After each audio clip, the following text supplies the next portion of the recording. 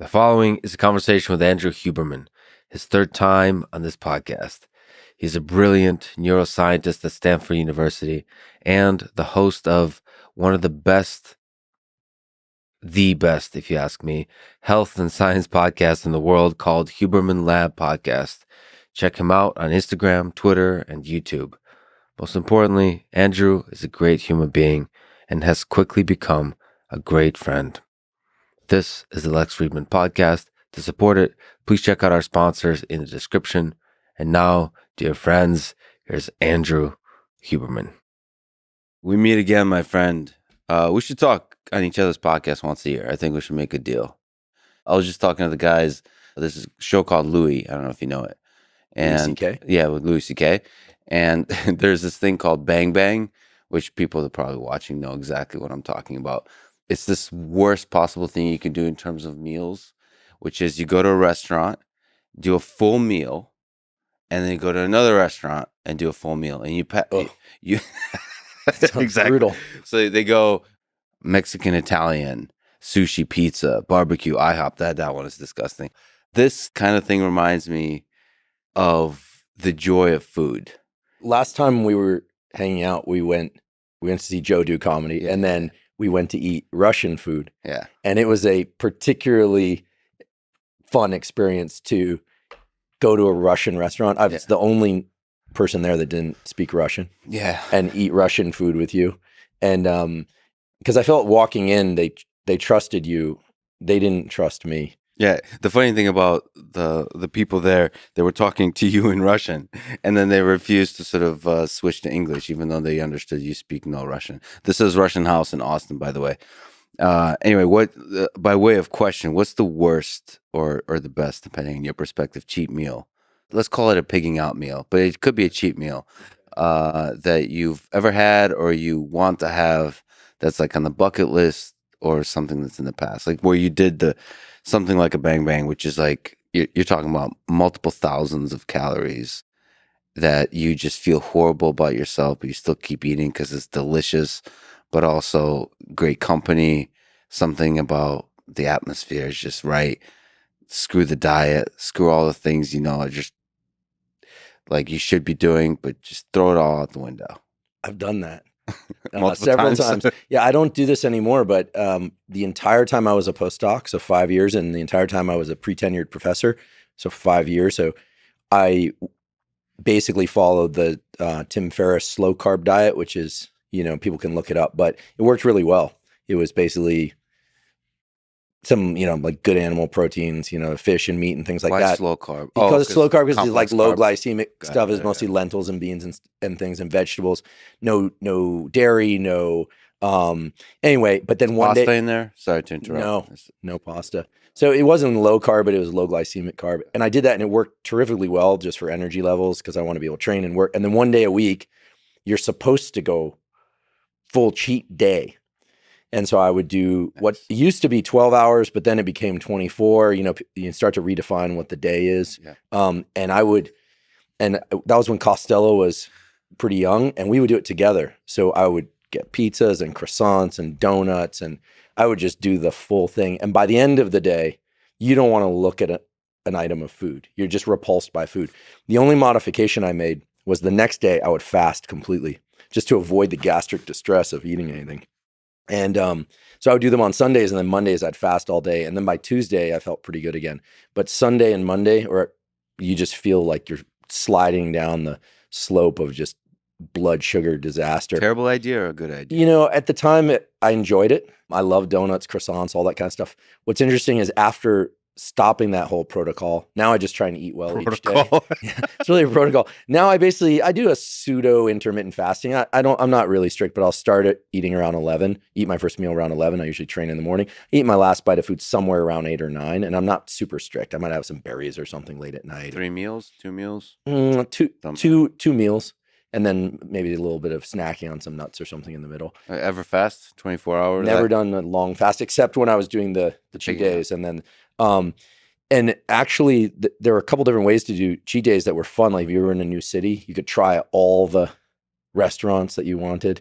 Yeah. And I think Tim and our mutual friend, John Romanello, did a I think it was like a cheat day marathon where they did, marathon's 26.3 miles. They went to 26.3 different locations in New York. They put it on a map, and I never took it to that extreme, but Wait. In over how many days? one day, that was their cheat What? day.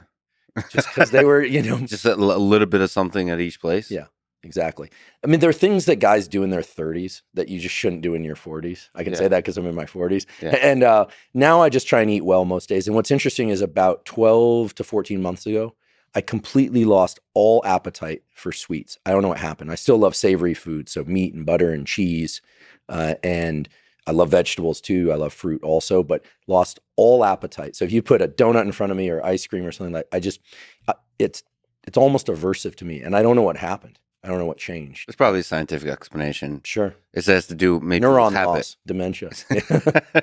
The sugar, the desire for that rush maybe is gone from your soul. So what was the most delicious thing? Is it croissant, donuts? What is there a thing that There's a place in Portland, I don't know if it's still open, called Little T's Bakery, and they have croissants that easily rival the croissants in Paris. People make a lot of the pastry in Paris, but it's really the bread in Paris that's amazing. We lived there when I was a kid. We did a sabbatical there. And, there they do the baguette morning bake and afternoon bake.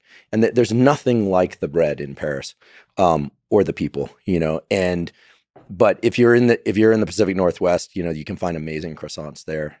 What do you do with the croissant? What do you do with the bread? Butter, or is it just? I actually I don't eat them anymore. I don't have much of an appetite for them, even though they're not a sweet food. But I'm always putting butter on the croissant. Butter on the butter croissant. No jam. I would never adulterate my croissant.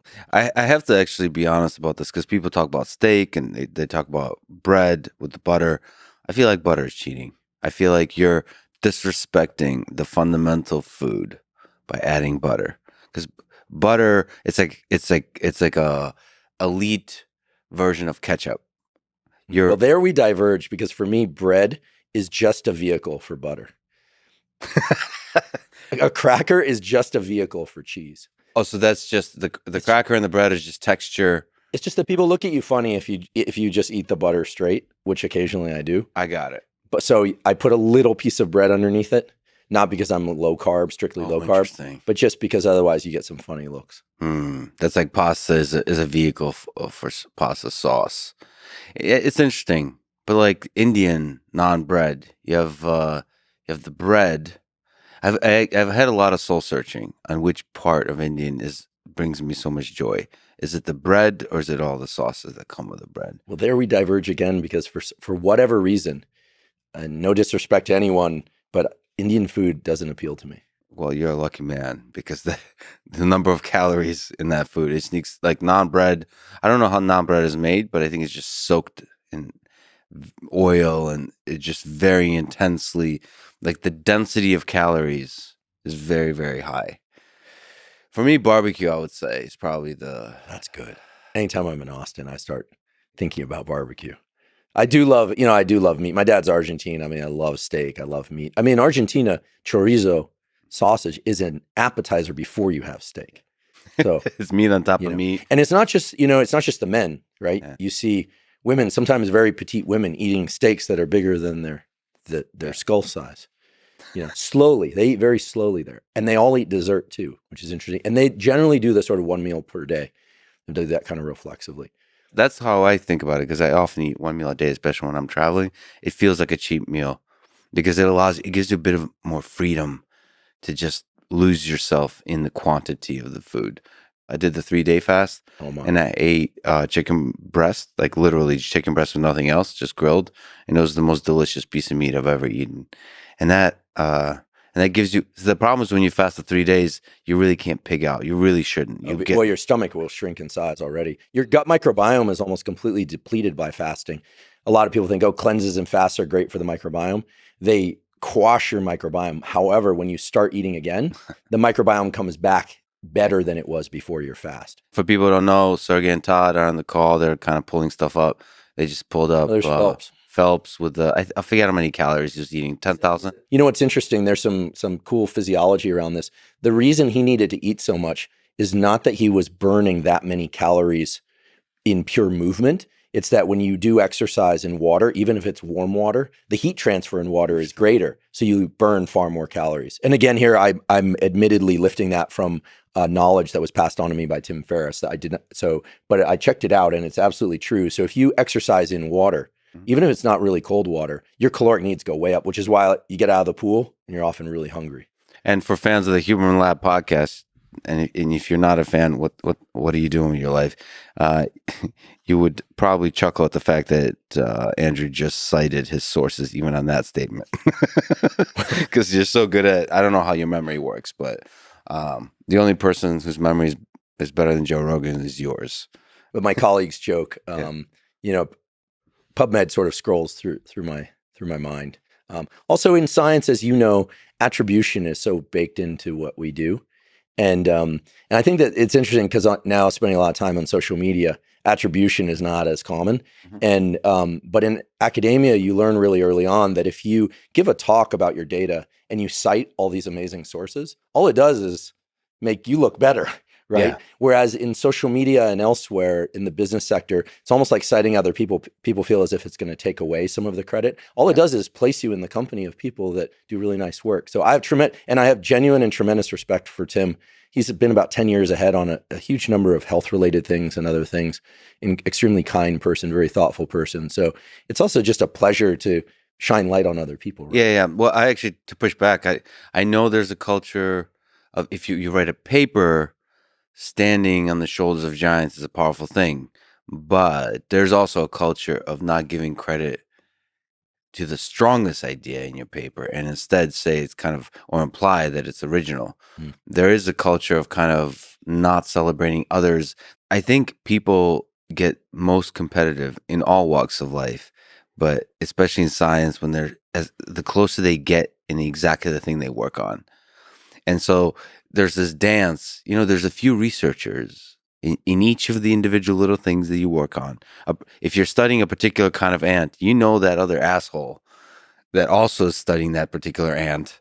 And then you're not going to often give credit for the brilliant ideas that other researcher is doing. And I think one of the things you've discovered and just is part of your nature, and which is why it's really great that you've have an audience and you inspire others to do the same, is you celebrate that other ant studier.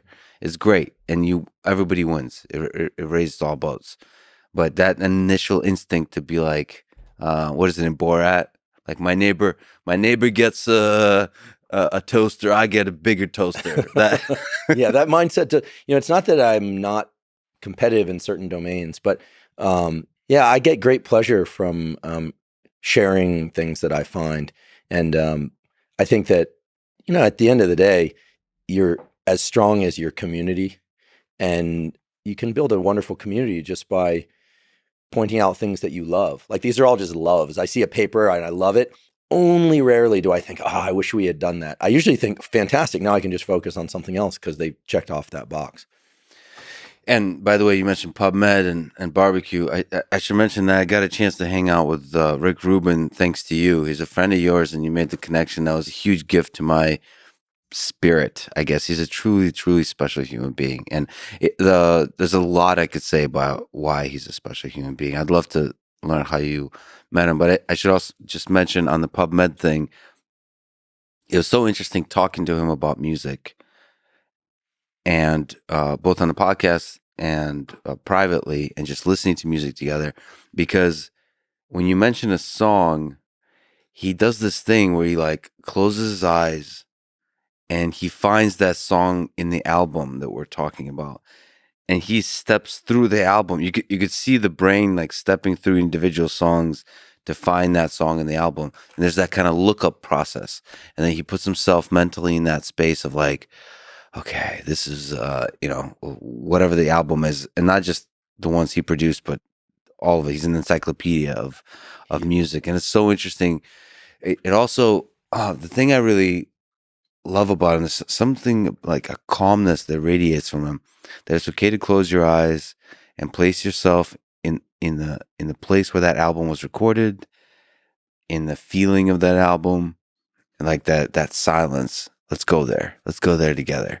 It's like Alice in Wonderland, and we'll go there together. You do a good Rick Rubin, minus the beard. Minus the beard. His beard is epic, right? You can't fake a beard like that, you know. How'd you guys meet? Yeah, well, Rick, I'm very blessed to consider a close friend.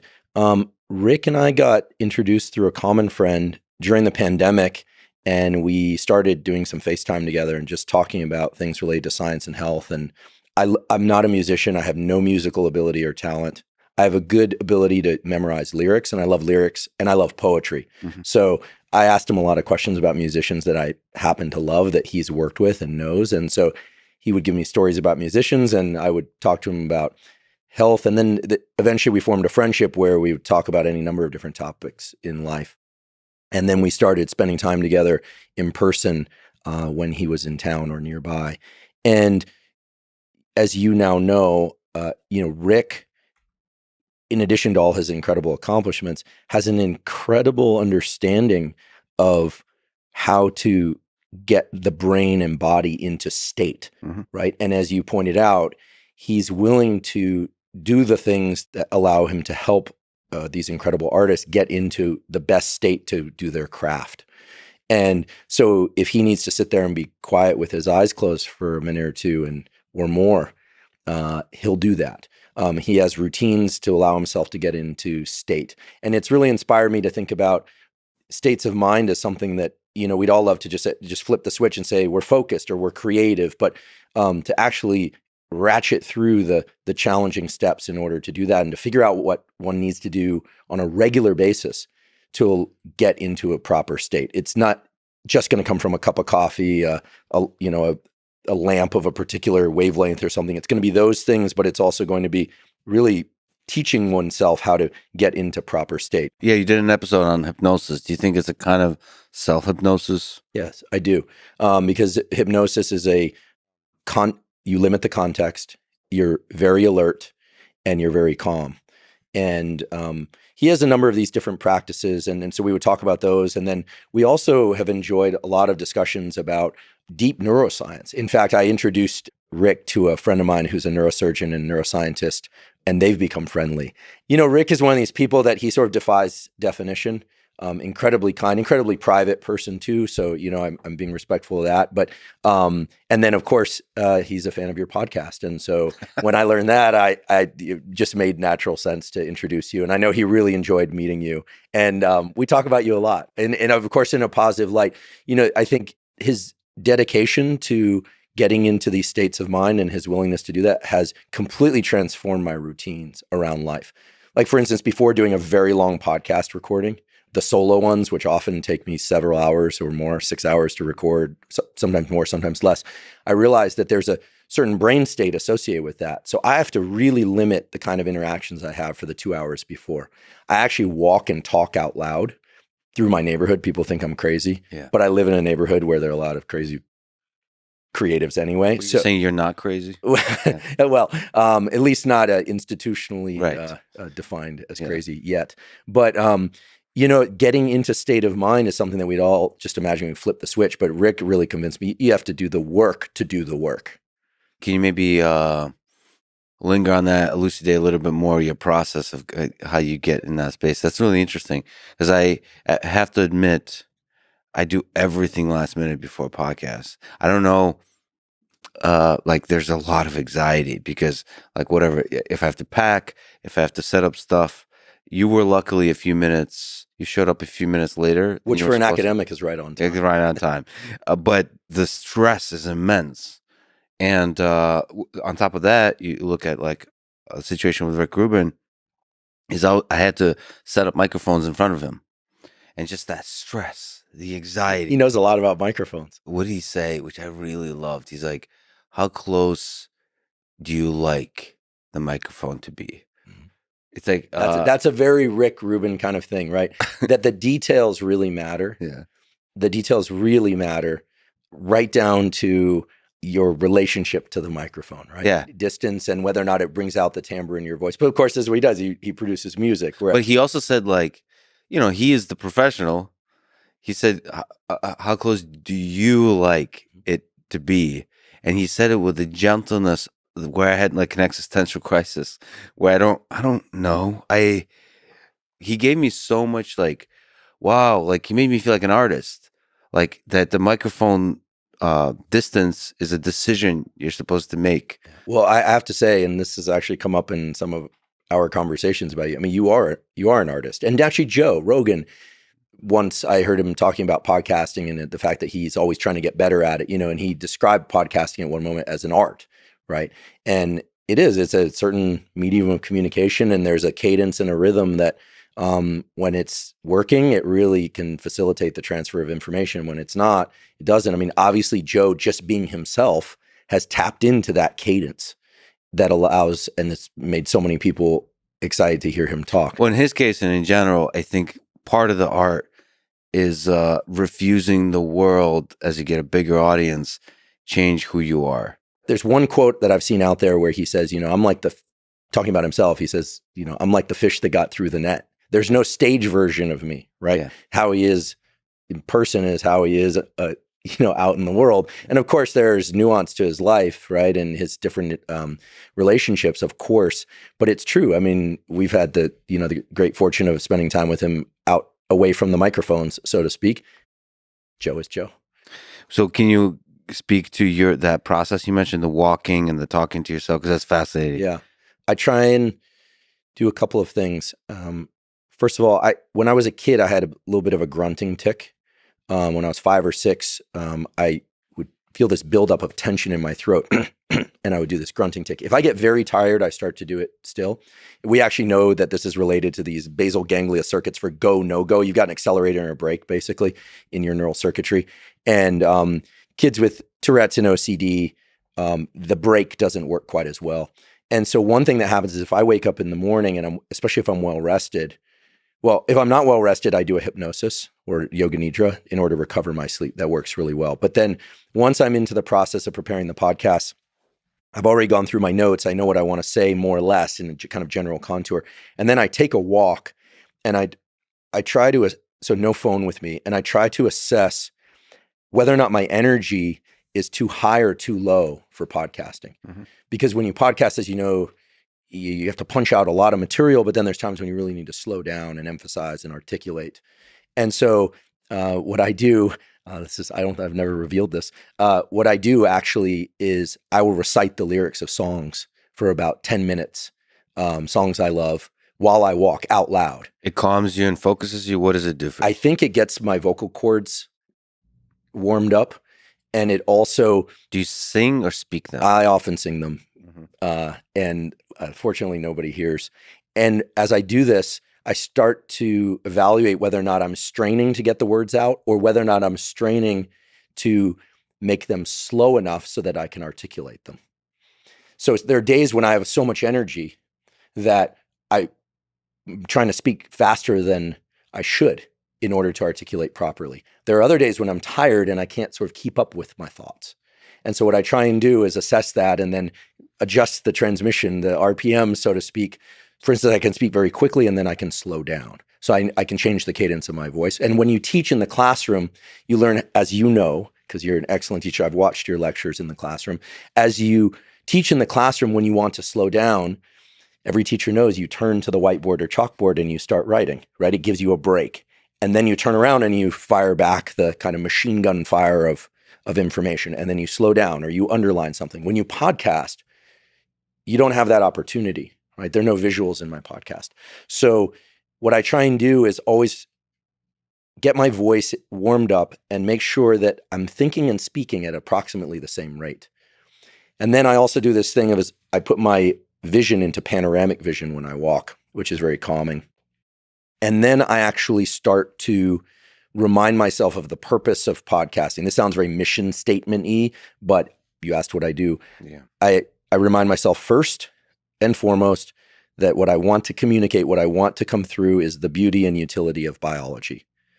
And I only feel comfortable saying the word beauty publicly now about science things thanks to you, because I think love and beauty. Yeah, love and beauty. Dr. Andrew Huberman. Love and beauty, but also darkness and hatred. And if you're talking about the Lex Friedman podcast, you have to address the shadow, also the shadow side. But I think about I want to communicate the beauty and utility of biology, and then I check my my emotional state. I want to make sure that I'm not angry about anything.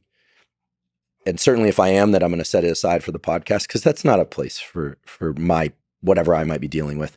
I also really start to feel into the parts of the research and the papers I found that I really love, because that's the part of me that I like the most, frankly. And on the podcast, if there's a paper, like for instance, we have a podcast coming out soon about heat as a tool, sauna, but some other things. And in researching this, I learned so much about these heat shock proteins and the use of sauna in Finland for increasing growth hormone, but also for the treatment of mental illness. And I realized I fell in love with this literature. It's just a beautiful literature. These people are true pioneers for doing this work. Now everyone's into sauna, but this was 20 years ago.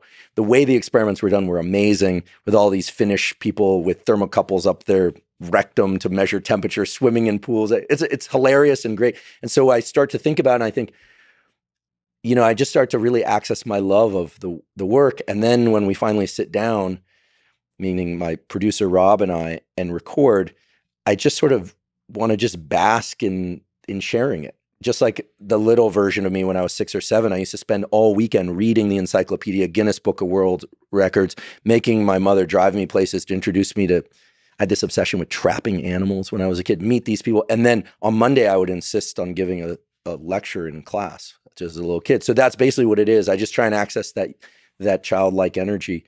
And so I want to be clear.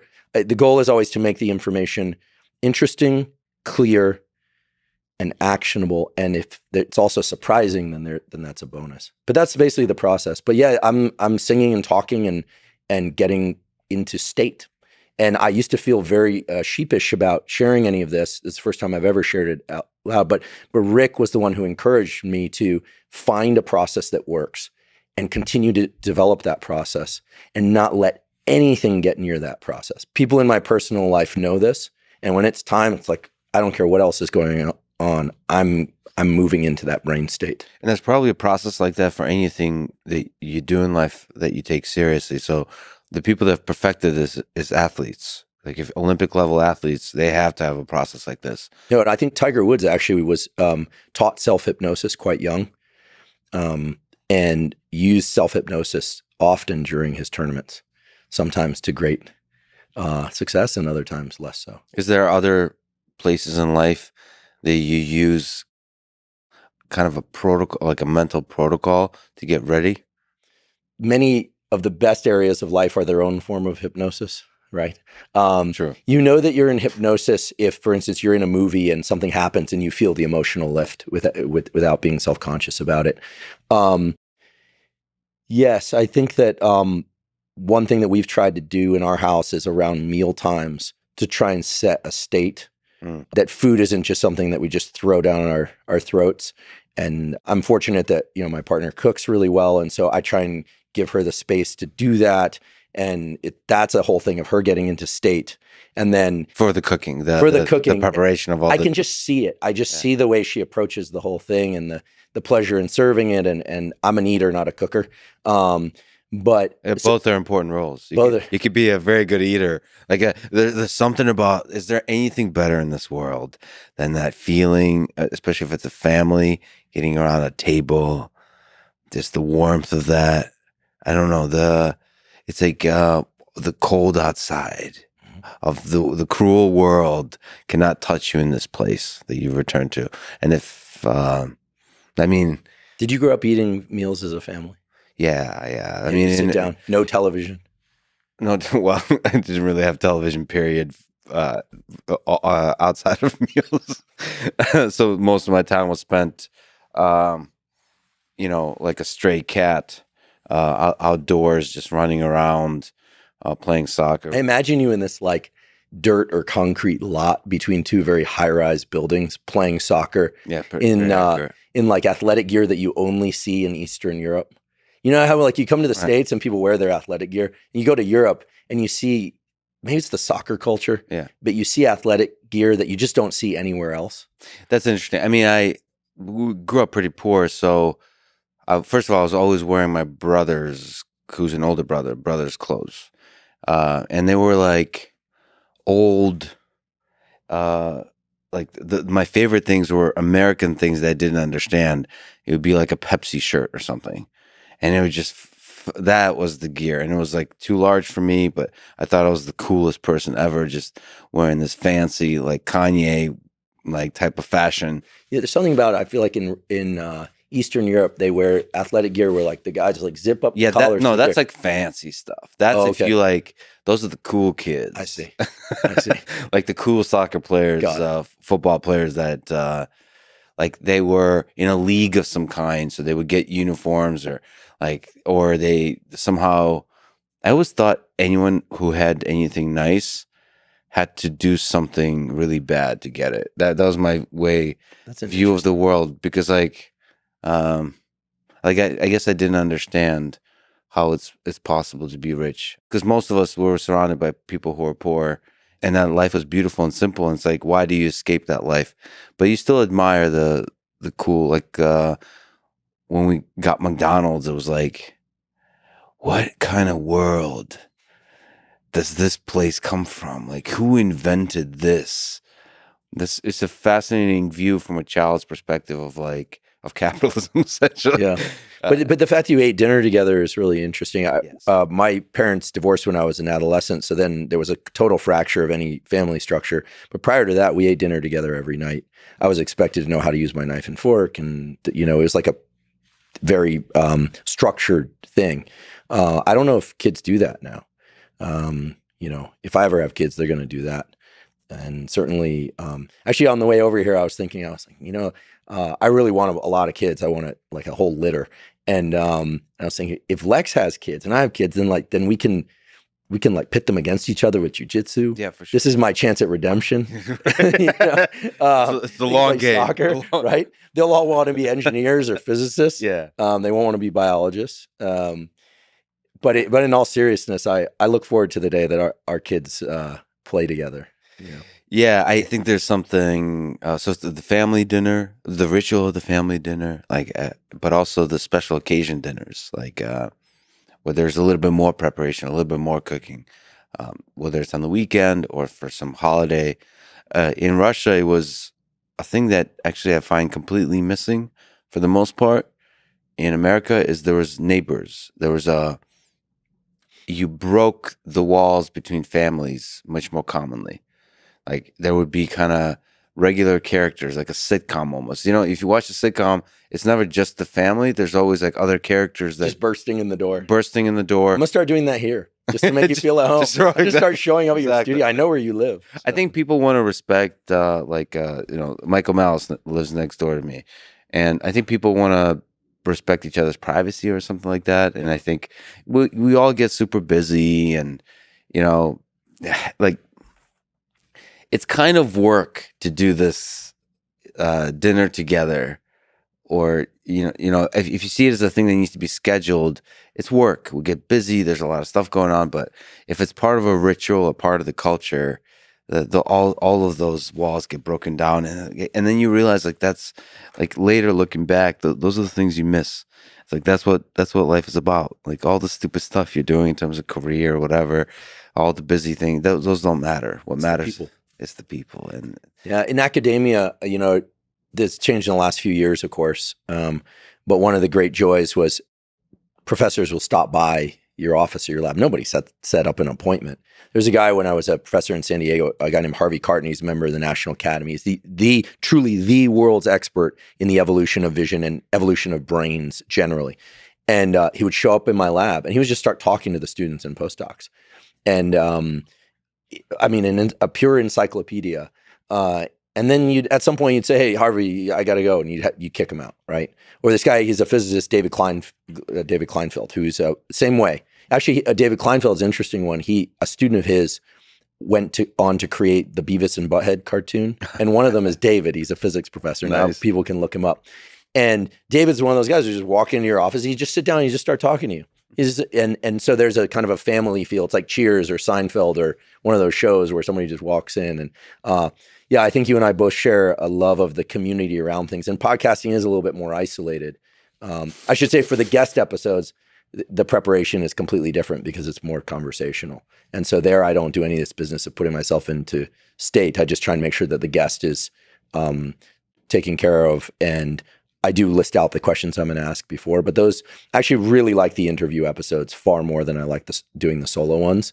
Just psychologically, you mean? I just like learning from someone directly. Yeah. Because you asking an expert about something, like sitting here with you when we recorded the podcast where you were a guest on the Huberman Lab podcast, and for the first time and finally, someone was explaining to me the difference between machine learning, artificial intelligence, and all these other things. You know, and I've finally forgiven you for making me cry about Costello on camera, but because it helped me move through it. But in all seriousness, the interview ones are a sheer pleasure. The solo ones I really enjoy, but they're work. Sometimes I think like I'm going to sweat a little blood prepping for them. Well, it's interesting because I do think prepping for interviews is having a similar process might be also very valuable. Like I have to think about that because I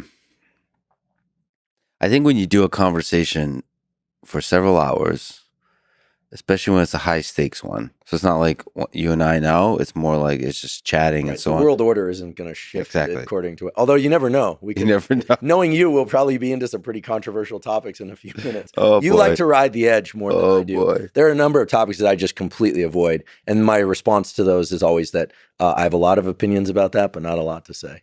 You know, but whereas you've become far braver in terms of the topics you'll encounter, and some of your guests have been a bit controversial, right? Yeah. Some of them are people that not a lot of people don't like, and you've been willing to just sit down, and maybe it's the jiu-jitsu thing, you know? Well, I don't know. It is tricky. One of my goals for this year is to talk to people that a lot of people really don't like.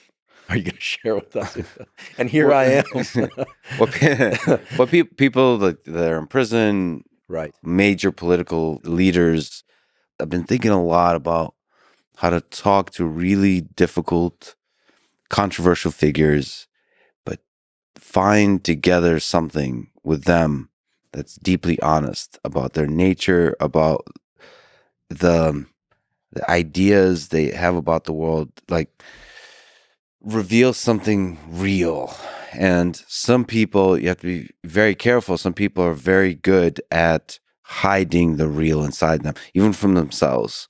That's something I think about a lot. I think about dictators of the past, and I put myself in the mindset, well, how do you reveal something real about this person to themselves? I think that, to me, and you kind of spoke to that, but a great conversation is one where both of you discover something new. Like it's not just, so I love that too. That's my favorite thing, what you mentioned, which is allowing your curiosity to ask all kinds of questions and get excited and to learn from an expert, but also to push them to discover something about themselves, about their ideas together. And then that discovery, and sometimes it's like we don't see it in the moment, but the audience hears it.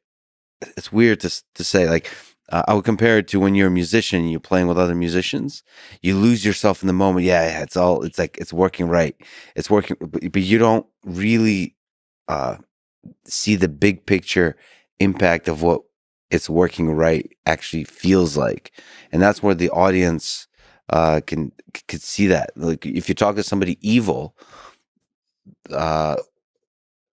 you know, for me as an interviewer, I have to empathize with that person. If I want to understand, I have to put myself in that mind space. And to put yourself in that mindset, you really have to become that. You have to understand the evil inside of you.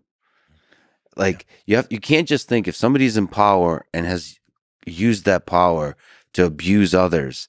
You can't just be I personally, a person who seeks to understand, you can't just be a journalist asking generic questions.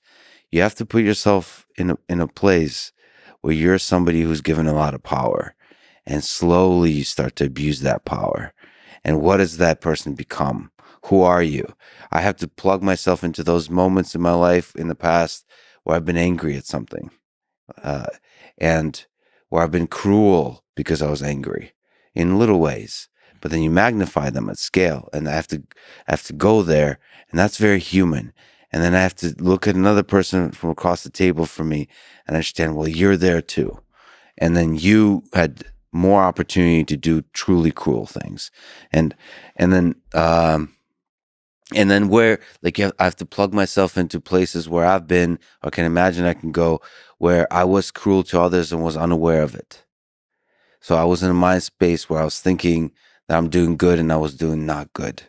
Again, I've never gotten the opportunity to do any of those things at a large scale, but all of us have done it at a small scale. Sure. And I plug myself into that, and then we're here. We're two. If it's somebody who's in prison, if it's somebody who's a dictator, we're in that space where evil is all of us have the capacity to do that evil, and I have to imagine myself being able to do that evil. And then we're here together in that dark, dark place. And then if it's just right, something real can actually come. Something from that person's childhood, maybe awakening to realization that I thought I was a good person and I'm not. And for that only happens when you truly empathize. And those moments of discovery are beautiful. But they also happen in science when you just have a conversation and you realize. I feel like talking to Stephen Wolfram. I feel like we constantly realize beautiful things together. On this element of, evil and sociopathy, that, Jung had this notion that we have all things inside us and that we all have the capacity to be good or evil, et cetera. But I have the good fortune of working with somebody who has deep understanding of psychiatry, but also psychoanalysis and Jungian theory. And he said to me recently, he said, whether or not all people have all things inside them is still debated in the psychology community and in the neuroscience community and as a matter of philosophy. But there are certain people, not many, but there are certain people for whom they've actually lived out many versions of their possible selves in the first person. And so those are unique individuals. And even if they tapped into these things as you mentioned, at a more minor level, as opposed to impacting people negatively at scale. So being able to access those different parts of oneself is key. And you've been willing to step into that. My podcast is not one in which we get down to those matters. But you never know. We might do an episode on narcissism and sociopathy. The other thing that I took away from a conversation with a friend who did a lot of years in special operations in the intelligence community, he said, it's, if you look at somebody's past, at some point, you will come to understand some pretty good reasons as to why they became who they are. But you have to draw his words, the red line someplace. And what he was referring to was the fact that certain people, at least in the eyes of certain communities, deserve to be eliminated as a consequence of their actions, right? Regardless of what drove them to those actions. So it gets right down to the line between nature, nurture, neuroscience, and the law and justice. Complicated themes. I can think of a number of people that I would love to hear you interview. And here I'm not revealing the reasons why, but except for the fact that I think you would be uniquely suited to bring out the important components of the conversation that other people have not been able to do, which, for instance, Liz Holmes. This is one of the most mysterious and yet disliked people on the planet. Mm-hmm. She's sort of synonymous with deception. Mm-hmm. I don't know if there have been any real interviews of her since the whole thing. I haven't followed that case. I listened to the book and I followed it a little bit because it was happening in my hometown, right? Theranos was right up the road. The building's still there. It's interesting. It's some of the most premier real estate in Silicon Valley, but nobody wants it. It's sort of like, it's very hard to sell a home where somebody committed suicide or committed a murder, even if it's a beautiful home. It sort of feel like the Theranos building is that building. So that would be a really interesting interview. I would love to hear that interview. One of the most interesting dark human beings in science. Yeah, and then there will even be people that say, was it even science, right? It might have all been deception. It might have been one part deception, one part goal setting mixed in with, clearly that there were so many factors impacting what happened. I think the big difference between Theranos and that story and some of the other stories about Silicon Valley where people promised a lot more than they could deliver is they were promising things that were directly related to health and healthcare. People were taking blood tests with the understanding that the data they were getting was important information about sexually transmitted diseases and other diseases and making real world decisions on the basis of that. Whereas if you remember when the iPhone first came out and Steve Jobs was still alive and the phones were dropping calls if you held it in a particular way, and his response was a little flip. He said, it's hey folks, it's a phone, as if like, don't get so worked up. Yeah. But people held him understandably to a very high standard.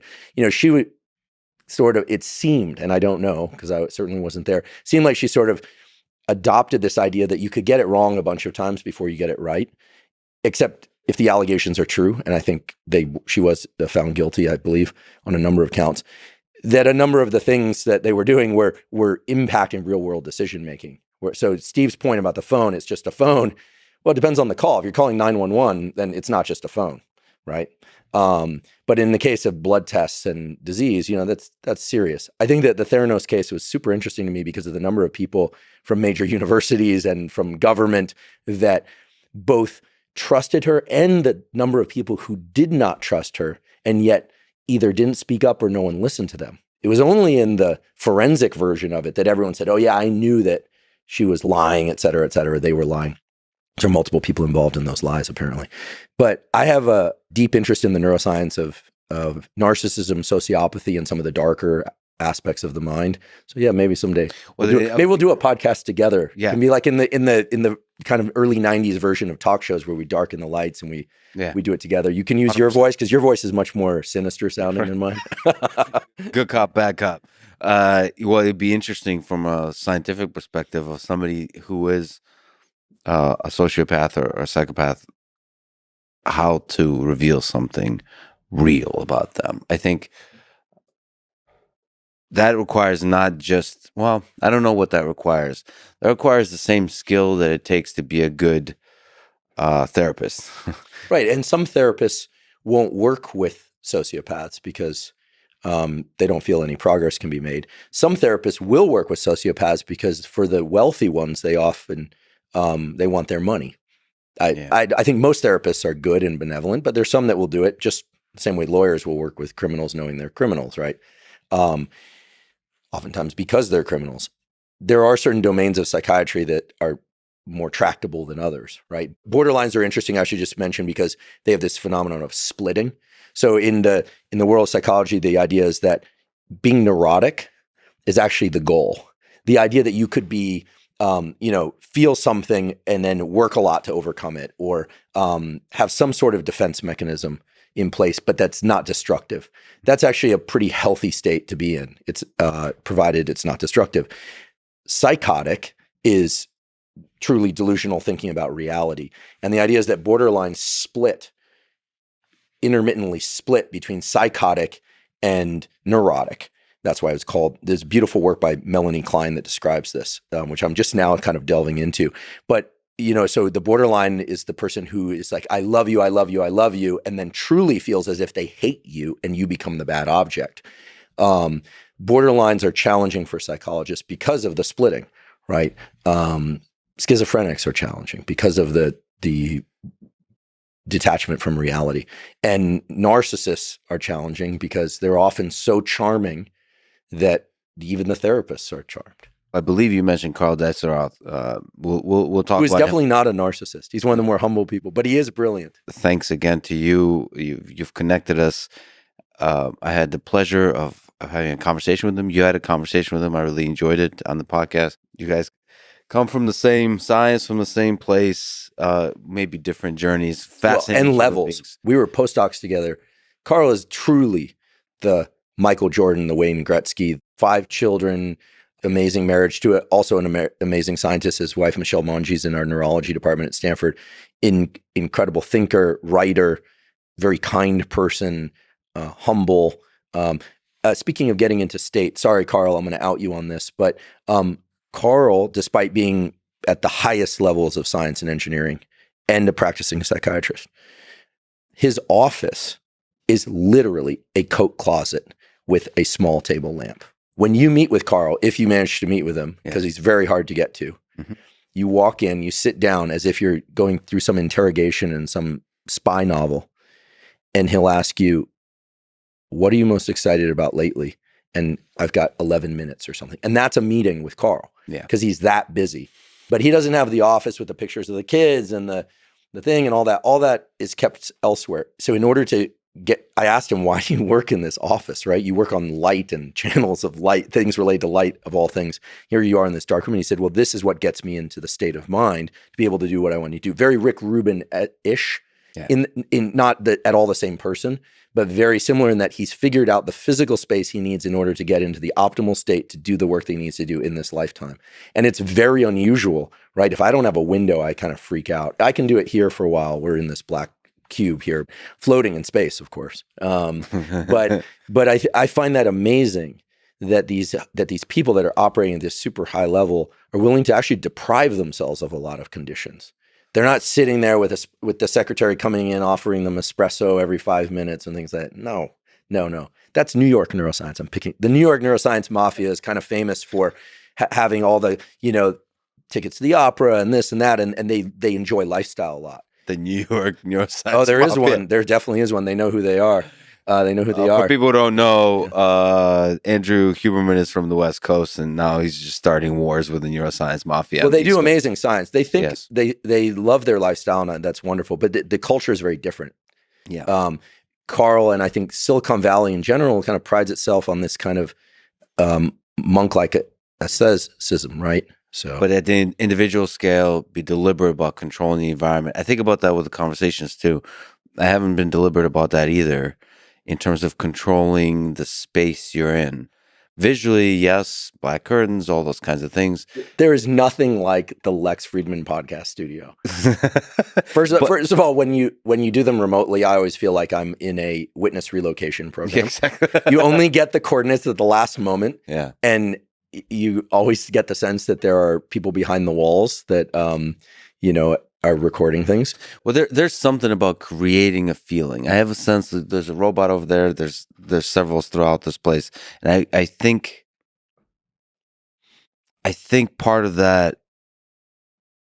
creating a feeling would be having the robots constantly moving around and having a mind of their own, because that would most closely put guests and other humans that I interact with into a place that's closest to my mind, because it's such an engineering mind, and one where when things come to life, it's a beautiful place to be. And whatever that is, that could be like art, but to me, robots are art. And so I'm thinking about that both for me and for guests. And I'm also thinking about the difficult guests, just to return to, you said Elizabeth Holmes, one person, maybe a couple of things I want to say. Is like one person I think I would like to talk to is Ghislaine Maxwell. I always get afraid right before you reveal these kinds of things. And now I know why I get afraid. Yeah. I mean, again, assuming that she did the things that people claim she did, they're despicable, right? I mean, these were underage children, right? There's just no version of the story where she did the things she was accused of doing and is still a quote unquote good person. There's just, in my mind, right? And yet I think there is tremendous interest in understanding like what led her to do all that. So at least for some people. Let me say a couple of things. So one is, at a high level, let me say that she believes, or her current story is that she's the victim. Of who? Of Jeffrey Epstein. Oh my. I think I'll just leave that there as is. So these are ideas that you're facing. The nature of truth and the nature of the human mind is what it is. And this is, imagine, folks, if you went into a room with a person that says that, what do you do next? Let me also say that I never, or rarely, not say never, I rarely mention names that I'm interested in talking to without having made significant progress in already securing that interview. So people sometimes ask me about Volodymyr Zelensky and Vladimir Putin.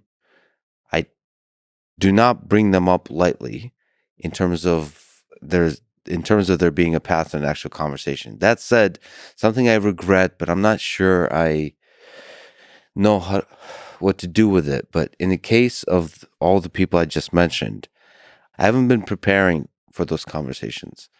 I only start really preparing seriously when it's confirmed, because it's such a heavy burden. And one of the things I regret in having mentioned a conversation with Vladimir Putin before the war in Ukraine broke out in the past few years is that I would mention it very loosely, very casually, and without having really deeply put myself into a place that I'm ready to talk to him. And that's a tricky thing, because then the internet, the audience in general, and just me, when I listen back to my dumb self, think, well, why are you speaking so lightly about these topics? Well, I know you've had a long-standing interest in talking to him. I think now, I don't understand how I would sit down and have a conversation with somebody like that, but that's not in the range of my skill sets, right? Maybe not in the range of things that you're drawn to somehow. Not so much. I mean, I would watch that episode with great interest.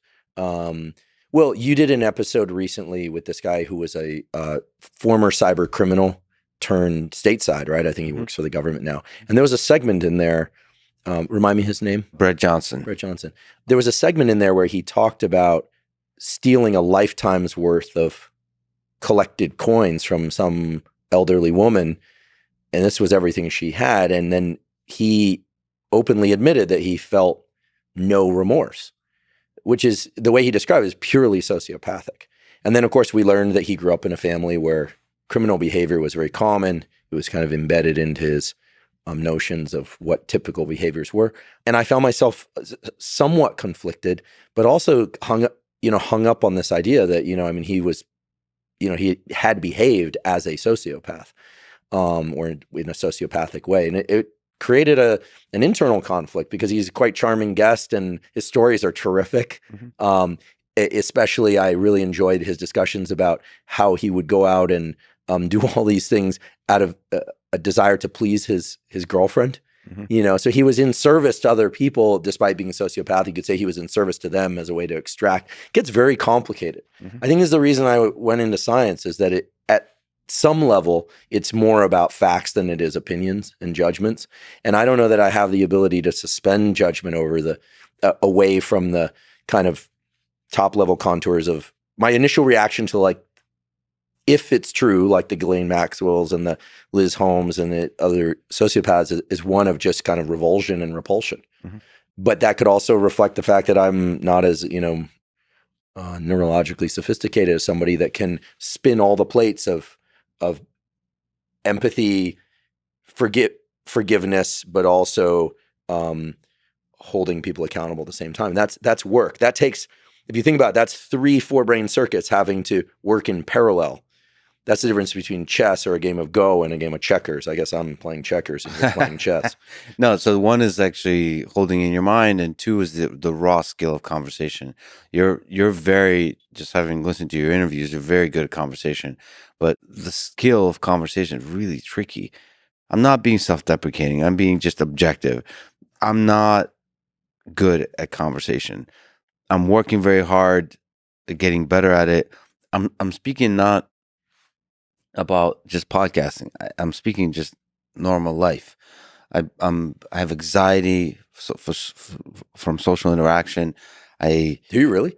A huge amount, yeah. So this is interesting, because I never detect that in you, ever. And I think there are people that we both know that have said to me that they too feel anxious, and yet your voice is steady. I don't see any perspiration. Oh yeah. You appear incredibly calm. Shitless. I was scared shitless with Rick Rubin. Rick Rubin is, when you first meet him, is intimidatingly calm, but as you get to know him a bit, you realize that the kindness and the generosity that you sense is real. But yeah, I would never in a million years have guessed that you get anxious in conversation. Can I just make another quick comment? This may come off entertaining to you, Andrew. Maybe you've already gotten the same. But having mentioned Vladimir Putin, Vladimir Zelensky, Ghislaine Maxwell, there is a natural question.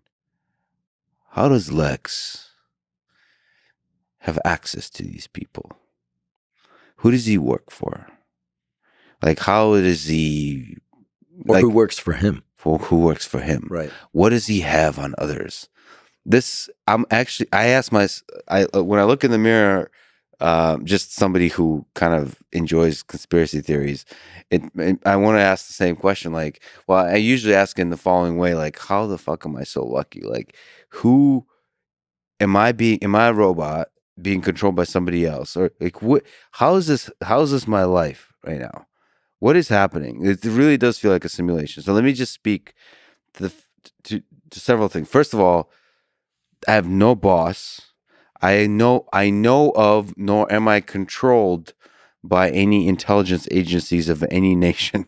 We're gonna get you a dog, Lex. So that I could talk to. I'm scared of getting a dog because I would fall in love so deeply. I think that next time I'm bringing a puppy. I'm just gonna bring a puppy and I'm gonna leave it here. Man, and then you'll never see me again. I mean, I love dogs so much, but I was also surprised, and maybe I have never talked to an intelligence agency, which is very interesting to me.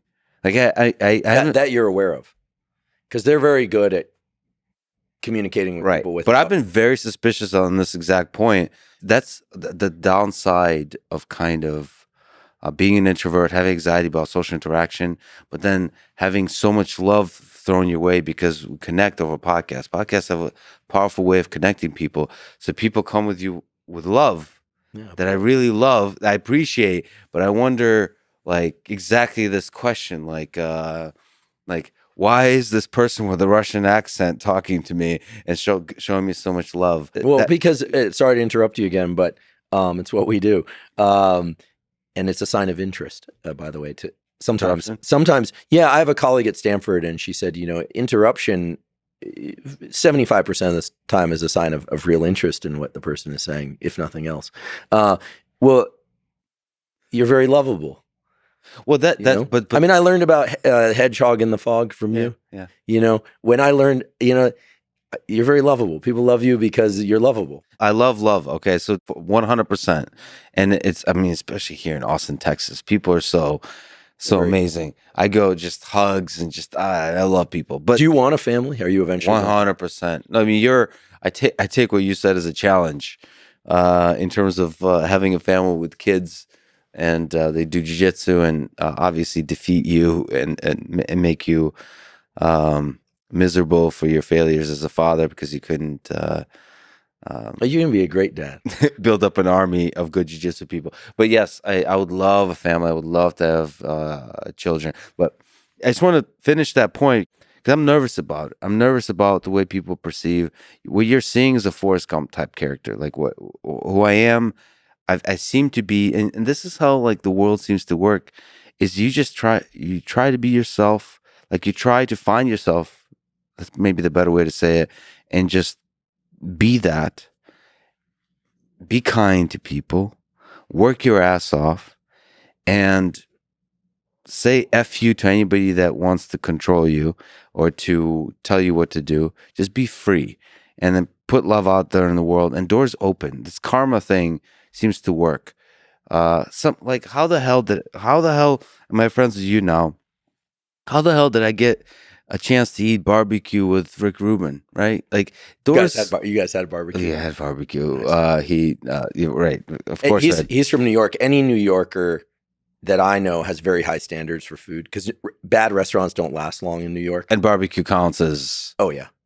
Texas barbecue. Well, I would also add that whether or not you realize it or not, you took tremendous risk. I mean, we come from the same original community, which is academic science, right? And to be at MIT and to start posting lectures online is risky, right? To I was third or fourth man in terms of podcasting as an academic, because you had gone on Rogan many times. David Sinclair had gone on there. Especially before the pandemic, you just didn't see many academics and scientists talking in a public-facing way. So you took tremendous risk, right? You took tremendous risk always wearing that jacket and tie, right? The only time I haven't seen you in that truly is when we rolled jujitsu, which is, and here I'm being generous to myself saying I rolled jujitsu, and basically you choked me out in front of hundreds of thousands. That was really, really great. It was great fun, and I thank you for doing that. To have a beginner's mind is a beautiful thing. I have not been taking the classes, but I'm going to. I truly am.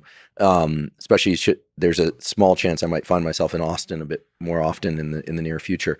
But well, if you're out in San Francisco, you should train with Mark Zuckerberg. He just started, so there you go. Yeah, you guys can. Interesting. Sure. I mean, he's actually. People listen to an episode. Perhaps he's a fascinating human being. I listened to it. It was great. You took tremendous risk as an academic to do what you did. So I do believe that when one takes intelligent risk, because you can die, you can crash your career, you can do all sorts of self-destructive or destructive things when taking risks. You took risks and they paid off, right? And you take different risks at different stages, but I don't throw around the word admiration lightly. I mean, I admire that you were in this classroom at MIT. You're like, I'm going to film this and put it online. One of your early interviews is with Ido Portal, who's very hard to get to. I've communicated with Ido a few times. You should definitely talk to him. I can't wait to talk to him. I'm dying to talk to him. I was supposed to do some course teaching with him right before the pandemic hit, and then it got canceled because he couldn't travel. But getting to him is exceedingly challenging. So you do have this incredible ability to get to people and for them to trust you and know you. And I think it's through your authenticity. And I think it's the fact that you're willing to go places where people haven't been before. This is what's the saying about pioneers? How do you spot the pioneers? They're the people with the arrows in their backs. So that's the, yeah. And that's actually a quote that I lifted from Terry Signowski, who's there you go. Citing sources again. Yeah. Terry's you should talk to Terry. He's a computational neuroscientist down at the Salk Institute, Howard Hughes investigator, et cetera. But so, taking risks that other people have not taken that's a real thing. And to do it with integrity and rigor, that's a real thing. And so, yeah, I'm complimenting you, and I hope it lands and lands deeply. But I also hope that people will hear that and understand that it's one thing to do what other people are already doing boldly. It's a whole other thing to launch an entire art form or venue, and you did that. And you didn't write a book. Hopefully you will someday, but you didn't go write a book. A lot of academics have written books. You went online. Jordan Peterson, another controversial character, he did it too. All those lectures that he filmed, and then it's led to this other thing. So, there's karma, and then there's also having the spine to just put it all on the line and do something for which there is no prior example to hold on to while you go through those headwinds. The really fascinating thing, and actually a lot of people tell me about you, Andrew Huberman, like the reach of a podcast is really fascinating. It's not the numbers of people that listen. I don't know if that's important at all. What's important is like the depth of connection you have with certain people. It really moves them. And they really get you. So there's a lot of big Andrew Huberman fans that really get you. It's not just the science. It's the stuff between the lines. It's Costello. It's the whole picture of a scientist that finds beauty in biology and reveals it. And they love you for it. Because it was on television at the time, I followed that Amanda Knox story pretty carefully. And I don't watch television, but whenever I would travel, if there was a TV on the airplane, I would find myself getting wrapped into things like Locked Up Abroad, and these things which would make you terrified to travel anywhere, let alone commit a crime overseas. The scenes of some of these prisons are so dramatic. And, her case got a ton of interest. And then she went and then was a student at the University of Washington and has talked quite openly about, how she was treated and how people assume guilt and eventually, she was exonerated and, we can only go by what we know, what the law determined. But these are people that the world is fascinated by. I'm guessing about a third of people have already decided this person is despicable. Why would you ever give them an audience? About a third of people, I think, are open to, or at least interested in learning more about them. And then I think the remaining third, kind of the third that the category that I put myself in, which is what can I learn about people and myself, even in my revulsion, right? What can I learn? Yeah. What can I learn about myself from listening to this conversation with somebody that I like to think, I'm not talking about Amanda here, I'm talking about the other people that you're talking about that I can't relate to, right? Hearing conversations with and about people that you cannot relate to is informative. Otherwise, your whole mind literally becomes insular, right? Well, there's an interesting thing. I also had to, ever since the war in Ukraine broke out, one of the questions I was asking myself, and this is not to be dramatic, it's just a very simple, honest question that I think a lot of journalists that operate in the war zone or documentary filmmakers that I've recently got a chance to meet have to be honest with themselves. Are you willing to put at risk your life for things you do? What are you willing to die for? Yeah, what are you willing to die for? It sounds very dramatic, but whenever risk goes up, I mean, I don't know. You ask that if you want to take out a trip out to space on a commercial space flight, you have to. Are you willing to die for this journey? Now the odds there are really small. I just watched Apollo 13 again. Yeah, great movie. Yeah, great movie. I'm not going to space. I'm not going to space. Afraid of heights? No, I'm not afraid of heights. It feels like a terrible place to die. Yeah. Well, first of all, death anywhere is not great. Yeah, although I have a song teed up in my phone. If the plane starts to go down, yeah, I'm going to spend the last few. It's a rare song. Nobody knows it. It's a song off a B track of my favorite band, which is Rancid. It's a song called The Sentence. And nobody, and I love it. And I listen to it almost every day. Rancid, the Sentence? It's called The Sentence? The band is called Rancid. They're a famous band. Yeah. Relatively. Love those guys. Love their music. And the song is The Sentence. You can only find it on a B-side or outtake. And if you don't know how to decipher Tim Armstrong's voice, then you probably won't understand the lyrics, but because it's sung very, very fast. But if the plane ever goes, anytime there's turbulence, I put that thing in, I put the headphones in. I'm like, well, if it's time, it's time. I'm going to go out like this. I don't want to drift off into the galaxy, just slowly asphyxiating and freezing to death. That sounds horrible. Just like I wouldn't want to drown or burn. But on a plane is okay? Well, on a plane, I mean, like if the thing starts going down and there's truly nothing you can do, you might as well at least listen to your favorite song. Yeah, true. I'll probably go with the Pixies, Where's My Mind, like from Fight Club. And just the calmness, just sit back, like the musicians playing at the Titanic. I didn't know you were a Pixies fan. I'm going to have to. Not so much a Pixies fan. Actually, I should say that that was the Where's My Mind. It was the chosen song for Fight Club at the end when the buildings are coming down or something like that. So that there's certain songs that just fit just right for the collapse of human civilization, and you're calmly appreciating like that's just it. This is how absurd this life is. At any moment it can end, and this is it. This is I love how we both have Death and Demise soundtracks. It's just a question when you're an academic doesn't come up often. Right. There are some academics that are bold and brave. It's not a phenotype. Being bold and brave in the physical world is not a common phenotype of academics. I mean, the great neurologists, one of my, I don't have many heroes, but Oliver Sacks is a true hero. I mean, people think of him as a writer, but he was foremost a neurologist, and he took tremendous pushback from the neurology community for doing his books and his articles.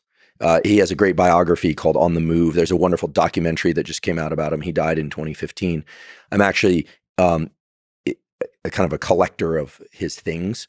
But he was accused of horrible things until the movie Awakenings came out with De Niro and Robin Williams. Amazing movie, by the way. People don't, they seem to not say great things about the movie. I love that movie. It was amazing. And it was only once he became famous from that movie that his more academic work started to receive any kind of attention, and he was invited back to Columbia and NYU. The New York neuroscience mafia is a real thing. And yes, you know who you are, and some of them are actually coming on the podcast. They are. You're not. I think we talked offline about this. We should start a mafia to fight off whatever's going on the East Coast. Although I'm still at MIT, so I don't know how that works. But Boston is different than New York. Yeah, so I have tremendous respect for science done in New York. Don't get me wrong; they are excellent scientists. It's just a very different culture than on the West Coast, and the personalities. The personalities. Tremendous respect for the mob. Well, and the personalities are a bit more grandiose. However, because of some of the shift in science culture in the last few years, things around scandals and things of that sort, they've been forced to tamp down some of their personality, or at least their outspoken personality. And I actually think it's revealed something really important and useful in science, which is, it used to be the case you could really inject your personality into what you do. Richard Feynman's a good example. If he did today what he did then, bongo drumming on the roof of Caltech naked, working out theorems in strip clubs and things like that, he would have lost his job in moments, right? So that kind of behavior isn't celebrated anymore. It's actually punished. And I'm only half kidding about this New York neuroscience mafia, but because I now exist in multiple realms, I can say these sorts of things. And again, admiration and respect, but I will say that I think it's important that people in science and kids that are curious about science understand that you can have any personality provided that you're ethical and respectful in science and do well, right? There are true bench scientists that just want to be at the bench. There are people that just want to be in their office. There are people that really enjoy public speaking. And there are people that love meetings, and there are people that hate crowds. And so there's a place for everybody, truly a place for everybody in science. I would like to be able to shine light on the fact that you can have a shy personality, an outgoing personality, and all of those can have excellent careers in science, but you have to find the community in place that's right for you. One reason I like Stanford is that Stanford is very much about the future. We have Nobel Prize winners, we have Fields Medal winners and all that stuff, and their names are on walls and we acknowledge their great works. But most of what you hear about in the halls of Stanford is about what's happening now and what could happen next. It's really about the future. Whereas when I've spent time at other institutions, not to be named, you hear that, but there's a lot of kind of recycling and regurgitation of how wonderful people are based on things they did previously. Yeah. And the students at Stanford, because of Silicon Valley, sure, they have respect for Nobel Prizes. They're delighted to be learning from and surrounded by all these great minds, but they're mostly interested in what they're going to create. And so I I really like the shift toward possibility as opposed to things that are steeped in tradition. I've never been to high table dinner at Oxford. I'm sure it's a wonderful experience. I'm also not sure what purpose it serves for the world, but I've never been. And so I don't know what the conversations are. And so maybe I'm, speaking out of line here. And then now I'm definitely not getting invited. No, you're definitely getting invited. But yeah, I'm with you. The cultures pick the right ones for you. That's why I like MIT. The spirit of it. To me, it's not about the past or the future. It's about just tinkering and having fun building cool stuff. Like the big ambitious projects, it's there. I mean, maybe more on the biology and the health side, but like the engineering side, it doesn't matter if this has any impact. Let us build the coolest thing the world has ever built. Well, whenever I'm in Kendall Square, I've seen they have those buildings there that actually tilt toward the ground. The architecture of MIT is also really impressive. Yeah, he pulled up, Sergey just pulled up Elon Musk's tweet. I'm inspired by curiosity. That is what drives me. So let us expand the scope and scale of consciousness so that we may aspire to understand the universe. Those are like 3 tweets in one, but curiosity, yeah. Curiosity for its own sake. What's that saying? I think Dorothy Parker said, the cure for boredom is curiosity. There's no cure for curiosity. And you need to celebrate this. So let me just briefly mention to my lovely friends at MIT to celebrate different weirdness, to celebrate the weird characters. I've I sometimes get loving pressure from my lovely friends at MIT to tone down the weirdness a bit. Really? Even from MIT? I'm very fortunate to have a lot of leverage to where I have completely resist the pressure. But I'm very sure that there's young faculty that with that subtle pressure would dissolve them into a puddle of tears. No. They're from Boston. Excuse me. From Boston. That's Yeah, right. They're tougher than that. That's right. But it's a slight nudging towards conformity that I think ultimately destroys, or at least lessens the power of the kind of science that you can do when you encourage diversity in all of its forms, including the weirdness of ideas, the out-of-the-box thinkers, including the flamboyant behavior online, how you choose to educate, how you choose to inspire. You know, people talk about freedom of speech, but it's not just like freedom of speech to say controversial things. It's also freedom of speech to be weird. Like, if you're for some reason fascinated in, like, you look at Elon Musk, he talks about sex a lot. Let the guy put sex memes up. Who cares? Like, I mean, I feel like Elon can do basically whatever he wants. Right. There's no pressure. But there's a bunch of Elons in the academic world. There's a bunch of Elon. No, actually, sorry. Let me backtrack because the man deserves props. Right. He's unparalleled. He's a CEO of major companies. You better believe there's pressure to behave more like a CEO as opposed to a giggling schoolboy who's posting memes throughout the night. But that is him. And that freedom, that's what freedom looks like. I talked to a lot of CEOs, and a lot of them feel like caged birds who have long ago forgotten how to sing, quite honestly. Like there's like shareholders, and they come up with excuses for themselves. Here's why I have to be this way. You have to understand. So on. There's PR, there's marketing people, there's lawyers, there's all that kind of stuff. But the final result is the authenticity is suffocated.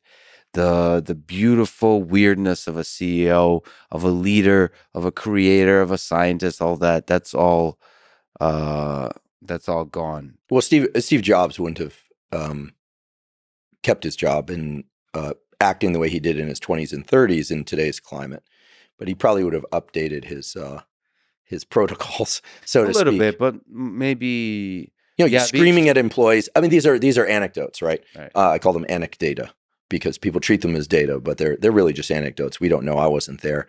But I like the idea of authenticity without oversharing. Right? You're very authentic, but there are aspects to your life that I'm aware of that your audiences will never be aware of, and there are aspects of your life that I'll never be aware of. And so you're still authentic. But yeah, which ones are you aware of? People are gonna wonder, like, what is? You think I'm gonna have a sex dungeon? What is this? No. But interesting choice of examples. No, but I think that people lose the careers on the basis of the movement of their thumbs, right? I mean, the chair of psychiatry at Columbia recently lost his position based on a response to a tweet. People can look that up. This is one of the most famous psychiatry departments in the world. And he put something out there that was very insensitive, frankly. And everyone that I talked to about it was like, gosh, that was very, very insensitive, not thoughtful at all. And he lost his job, right? Or at least had to step down. I don't know the specifics. So, I think I read someplace that more than half of the job loss due to online behavior is because people were trying to be funny. Right? I mean, not everyone can pull off what Tim Dillon. Oh, and by the way, congratulations. I heard that you and Tim just got married. Yeah, I saw that. No, we didn't just get married. Engaged. He proposed. Got it. And I said yes. Right. So some people can get away. Oh, yeah. Thank you, Sergey. Has that see those 13.3 thousand likes? One of those is mine. Yeah. So for people who are not aware, one of the days in April tweeted that Tim Dillon asked me to get married, and I said yes. I think Tim said the wedding will be on 6th Street in Austin. Bring all of your weapons, which of course is totally inappropriate. This is I was he's a funny. comedian. I was like PG funny, and he goes rated R funny right away. But that said, I mean, if there's anyone I would like to get married with, it's that guy, and we would do it in Austin, and when it would be epic. It would be like the wedding from November Rain. One of Mr. and Mrs. Oh wow. Oh, Mr. Mister. I apologize. Wow. Yeah, and you broke tradition with the jacket color. So it sounds to me that you are a free speech absolutist.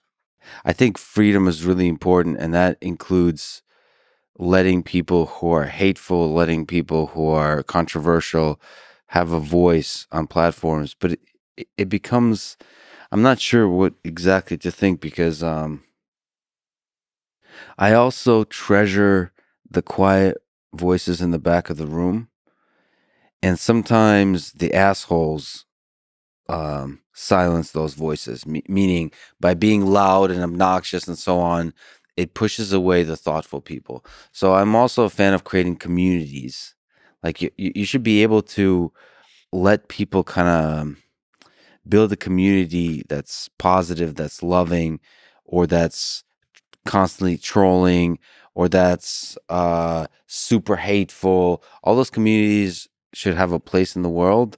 But like, the thing I've noticed is that hate can destroy a community full of hate can destroy a community full of love easier than a community full of love can overtake one with hate. And so you have to kind of, I don't know exactly how, but create digital mechanisms that discourage the collision of these communities. They should all have a platform and ability to speak to a large audience, but you have to be careful to protect that like little flame of connection that people have. Yeah, that's good. The goodness. It sounds like. I mean, I think you in any great city like New York, which I love, by the way, you want to have a symphony and an opera house, and you want some punk rock shows happening on the Lower East Side. You want all of that. You just don't necessarily want them to overlap. In terms of social media, and then podcasts and engagement, one thing that I decided very early on was to encourage comments and feedback, et cetera. But I have in my mind what I call classroom rules. You've taught in the university, and then you teach in the university, and you establish a certain etiquette within the classroom of the kinds of questions that you'll tolerate, right? Mm. So there's always the student that's going to ask a question, which is basically a 10-minute monologue about their experience that really isn't a question that pertains to a lot of people. So you politely discourage that kind of question, and you encourage the kinds of questions that are likely to be in the minds of many other students. It's just more efficient that way. Or not politely, which is more. I try and respond to comments, and I try and respond, but also, there's this really interesting question now. If you block people or restrict people, people think that you're somehow afraid of the information that they're posting, but that's often not the case. I'm not in the habit of blocking or restricting too many people. Occasionally we've had to do it only because of how other people are being treated in the comment section. What I can take and what I think other people deserve to take are two completely different things. David Goggins, right, who we both know well, I don't know if he still does this, but a few years ago, he posted something like, if people ask him, when do you sleep? He would just block them. Yeah. Because it wasn't consistent with what he was trying to say. Of course he sleeps, but it's, he's trying to get a particular message out. I think people should just understand that everybody's page is their own to moderate, right? Just like in a classroom, there are certain rules, of course, of institution, but then you establish the etiquette within the context of the kind of class. A class about personality psychology or the psychology of love, you're going to have a very different range of conversations than a class on membrane physiology. So I think social media is a great place for conversation, but it's not necessarily a great place for every kind of conversation. Yeah, and I also should say the people that do get blocked, this is something I do very deliberately, blocked or ignored. I never think poorly of them. I actually explicitly think if there's somebody that's like saying hateful things about me or whatever, I always think positive thoughts. It's not some kind of weird guru thing, but just actually found that as a hack. I think well of them, and that allows me to never think of them again. Like I send them my love, and like I think this is a like fascinating human being with a fascinating story. I would love to have time to actually learn about their story, but there's not enough time in the world. And I just think well of them, and then I move on and enjoy a delicious meal with people that are close to me and I love, and so on. And move on, and never adding to the negativity of like just even in the privacy of my own mind thinking a hateful thought towards them. It serves no purpose whatsoever. Yeah, I love that about you, and I know that what you just said to be true.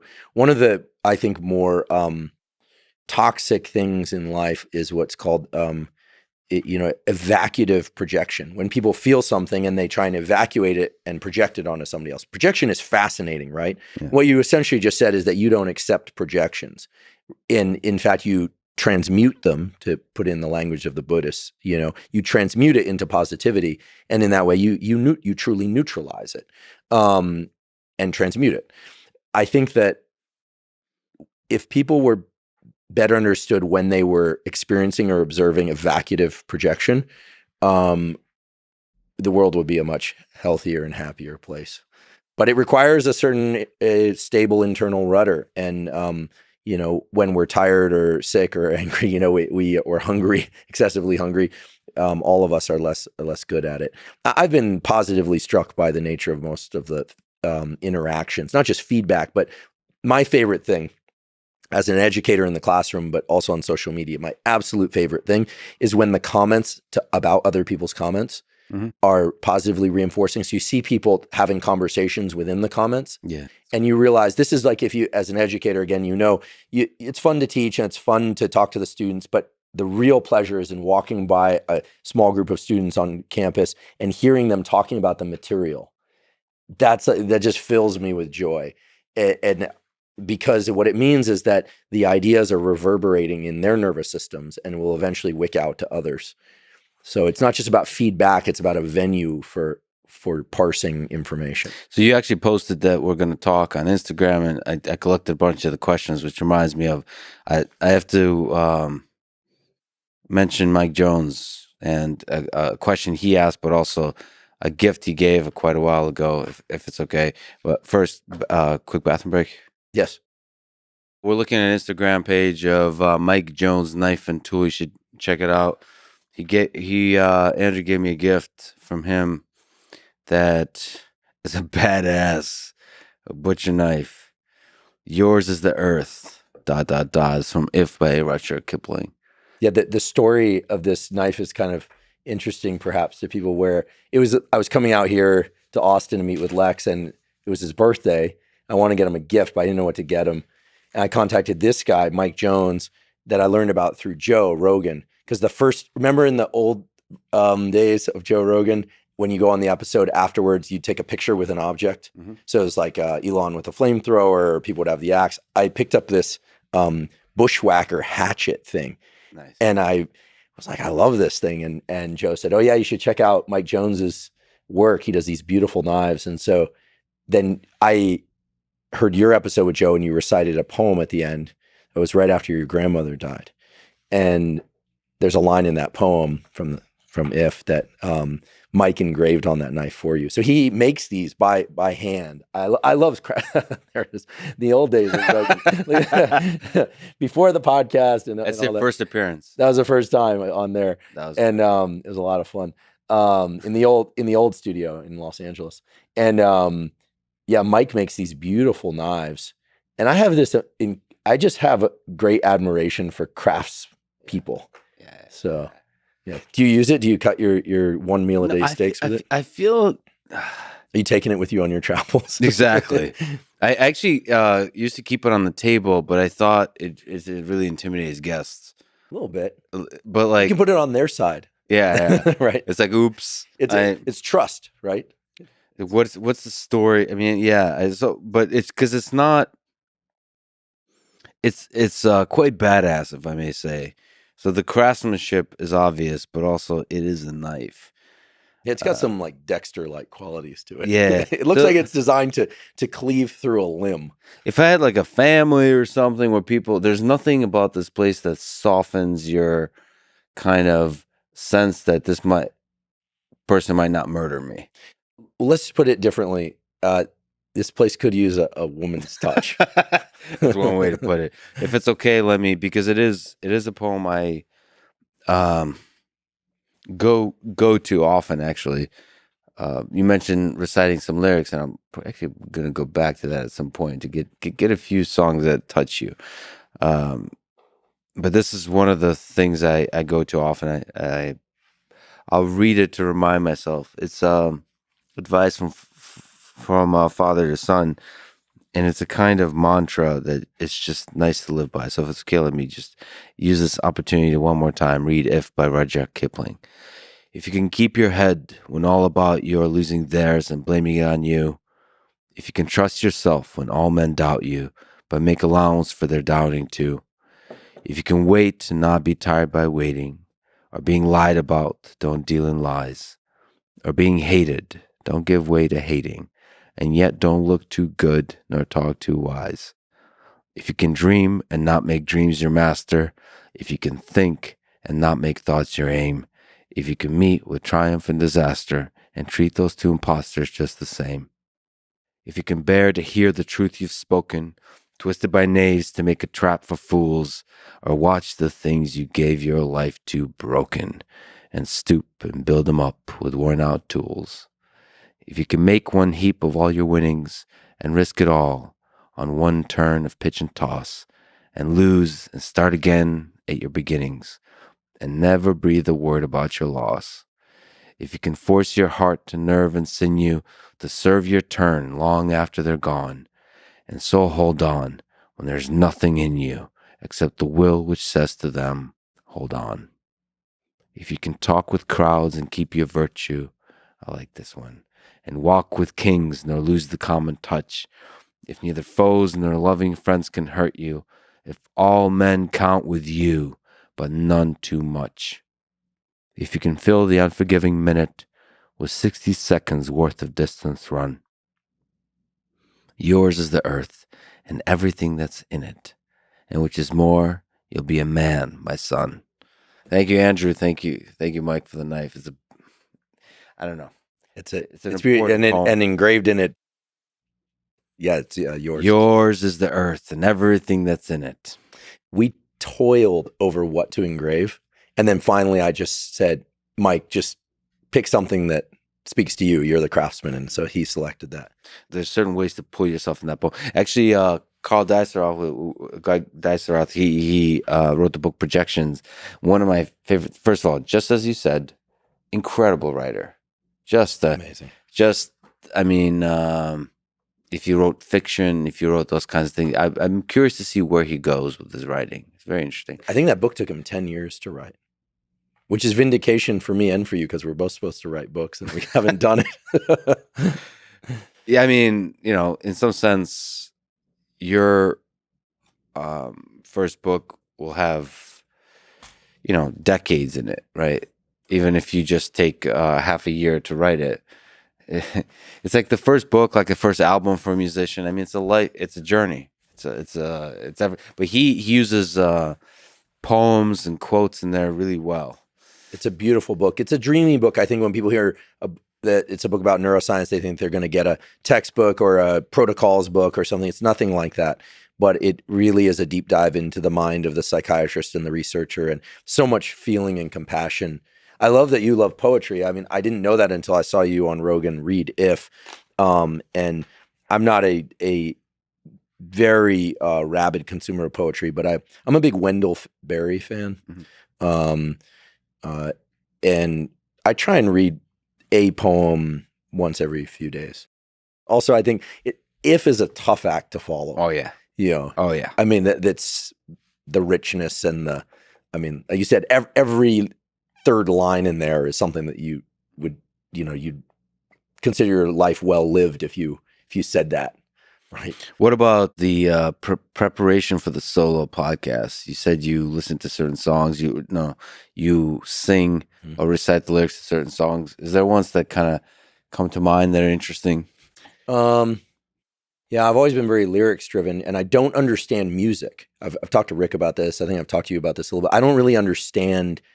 I can hear music and like it, but I don't really understand the structure of it. But lyrics make a lot of sense. But does it touch your soul, music, or is it the lyrics? It's the lyrics. It's not the instrumentals. So I'm a huge Joe Strummer fan, and I'm going to lose punk points for saying this, but I'm not a Clash fan. Oh, okay. Right. So he obviously is best known for the Clash. Yep. Most Clash songs start off great, and then after about 30 seconds, at least in my mind, just kind of disintegrate into a bunch of mush. Whereas Joe Strummer and the Mescaleros, which is what he did as an adult, as later, and some of his solo work. Rick produced some work that he did with Johnny Cash. Rick pulled Johnny Cash essentially out of retirement and had him do his albums before he died. And so anything that Strummer did, there's a favorite song of mine by Strummer. It's called Burning Lights. You can find it. There is an album now where you can find it, or Tennessee Rain, or some of these things that he did, which are a little bit more folky, so not really punk. So I love that song. Bunch of songs by Rancid that I love. Yeah, Rancid is great. And then if I listen to instrumentals, I do. I'll listen to classical piano. Some dreams are made for children, but it's not going to sound good as a poem. They can play people can play the song. Play the song. Yeah. Okay. Yeah. So because it has to be something. Joe's voice is what makes the song. Right? Got it. Joe's voice is what makes the song. But yeah, that song "Burning Lights" from I Hired a Contract Killer. I don't know. The lyrics are pretty good. They're pretty good. I mean, Joe is an amazing writer, right? I'm also a big Bob Dylan fan. Glenn Gould for classical piano. He was at Asperger's, and actually I think you can hear him grunting. He had a Tourette's-like tic. And I learned about Glenn Gould from Oliver Sacks.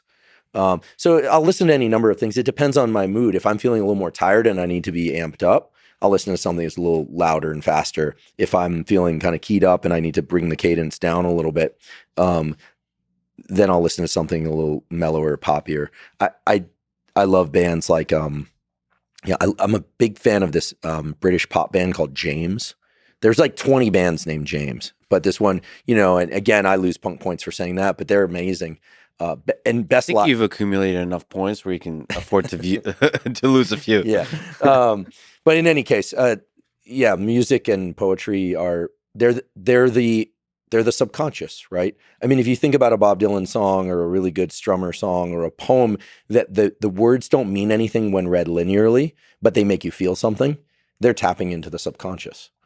That's really what they're doing. They're pulling on neural threads of emotion based on either timbre or cadence or something that's independent of the word structure.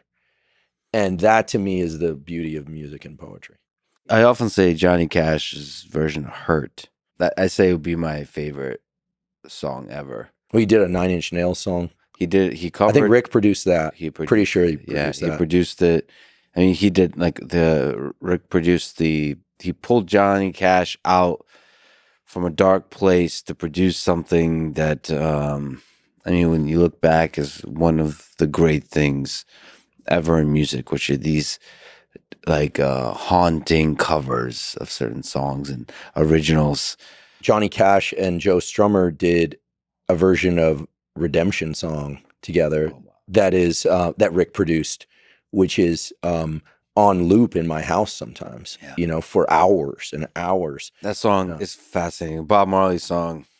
Sung by Johnny Cash and Joe Strummer. Sometimes I think what it would be to be a fly on the wall when these guys were doing this These stuff. songs of freedom. Yeah. There's certain songs where you're like, it elicit an emotion that's unlike anything else. I mean, I was trying to figure that out with Rick too. Like, there's certain songs that make you want to pull up over to the side of the road and just weep, or just get inspired to just get shit done, or all of those kinds of things, or remember your family, the people you've lost, all that kind of stuff. I mean, Hurt. I hurt myself today to see if I still feel. There's certain songs that I've loved so much that I actually won't play them during a relationship until the relationship passes a certain duration, because if you start sharing in those experiences with somebody and it starts to become associated with the relationship, you braiding it in with the dopamine of love, and that relationship ends, the song is forever tainted. There's certain songs that I will never play in the company of anybody else. Yeah. They're mine.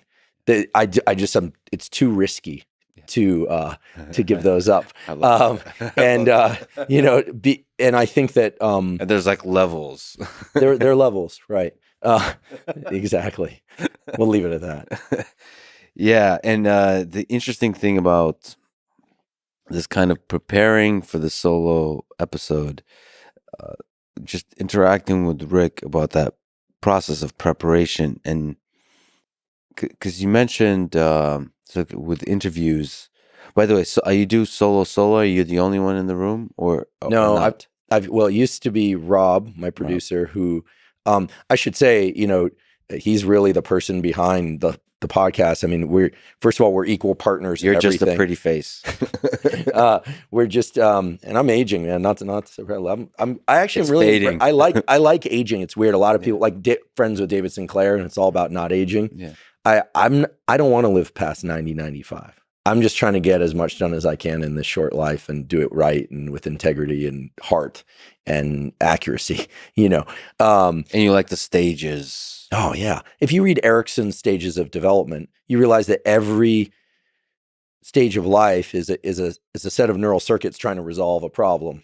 And and if you're going to try and avoid that progression, sure, you might live longer, but it's sort of like saying, like, do you want to go win the high school jiu-jitsu championship? No, you graduated high school a long time ago, right? So I actually look forward to the future, even if it means that I'm starting to shift. I think that my biology will shift. I'll fight that. I try and take good care of myself, but I don't want to get sick. I don't want to suffer. Who does? But I'm embracing this whole developmental arc. I mean, we're not children and then adults. Our entire life is one long developmental arc.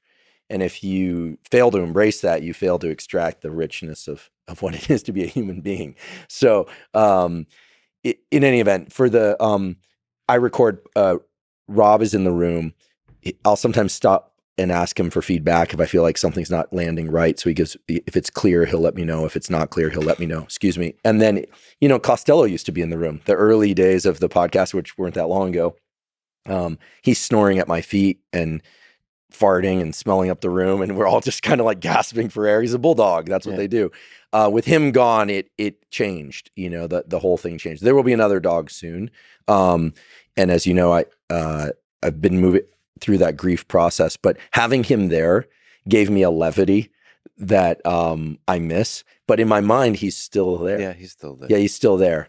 So, and in time there'll be another dog, and who knows? Maybe there'll be a dog and a couple infants running around, but that would be more distracting. So, but there's no podcast that exists just because of the podcaster. This is true for Joe. This is true for your podcast, for me.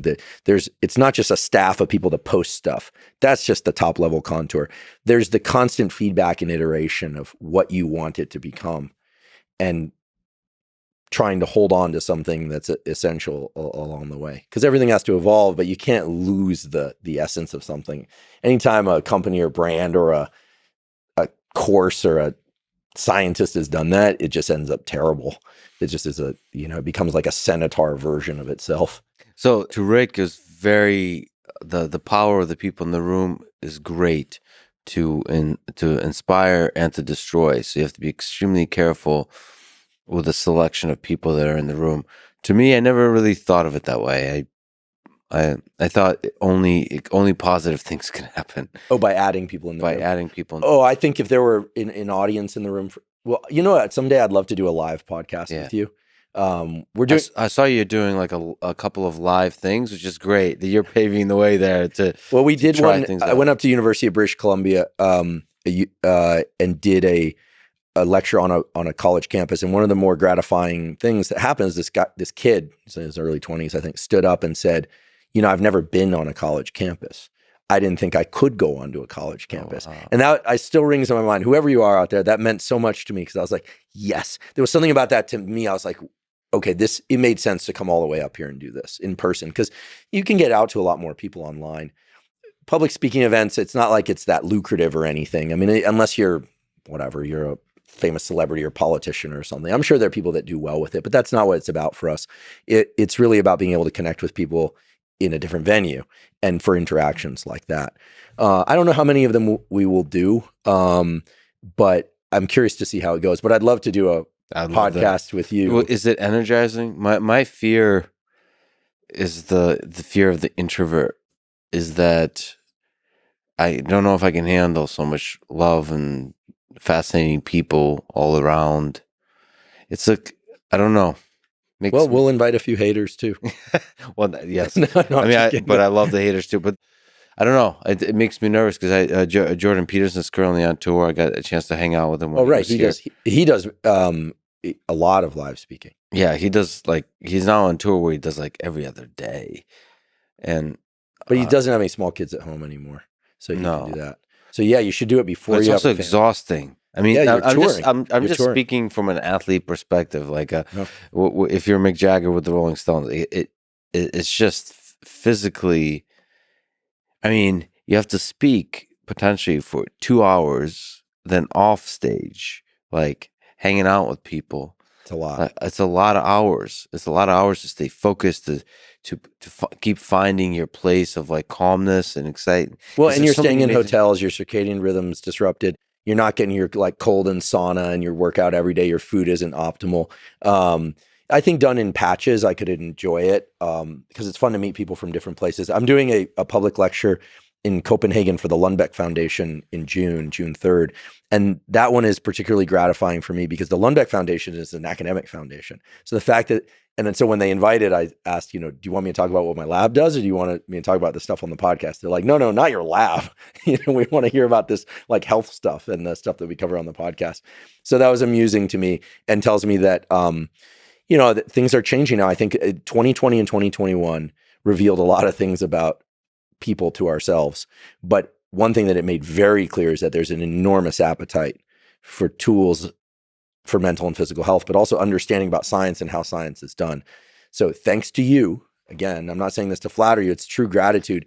There's now a runway for scientists to talk to people. I mean, you had I always forget this guy's name, the virus guy from Colombia. Vincent Racanello. Yeah. Amazing, right? I mean, forgetting the controversy around all the stuff of 2020, 2021. I mean, he is an encyclopedia of all things virology. Yeah. People should listen to his podcast, This Week in Virology. He's also an incredible lecturer and educator. It's fascinating. It's fascinating when people take, again, that leap of putting all that education online. Mm-hmm. That's non-controversial at all. It's like everybody there. People should go listen to him for the most part in terms of, at his best, at least. There's no politics in it. There's none of. No, he's a virus jockey. He likes playing around with bacteria and viruses but that said, we all molecular biology. We all say stuff carelessly all the time. So he gets in a bit of trouble on some of the things he's said about like dismissing lab leak theory. Like, there's no way he dismisses that. Yeah, but he's not making like, folks. There's a difference when you say stuff like off the cuff, and when you say stuff that's like core to your principles and you've thought about it for a very long time. You're talking for hundreds of hours, and you can just say stuff. You could just say your opinions. Will Smith slapped. I was wondering. Okay, wait. How long have we been recording? I was wondering how long it was going to take us before someone talked about Ukraine. No, Will Smith. I was wondering whether or not we'd make it. I had it planned. Yeah. I was literally in the back of my mind. I had it planned that at the end, if we didn't talk about the Will Smith, Chris Rock thing, that I was going to say, it's amazing. This is the first conversation to happen in a long time where it wasn't mentioned. Oh no! No, do not pull it up. No, we don't need to see it. We don't need to see it. Here we go. It revealed some interesting things about human beings' impulse control and lack thereof.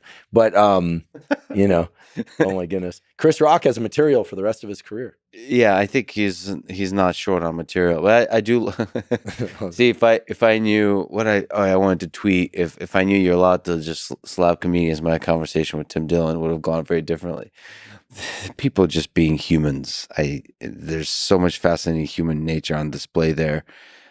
It's also in terms of it becoming a topic that a lot of people are talking about versus the war in Ukraine, for example, is also fascinating to watch. Like, just these kind of news cycles moving through.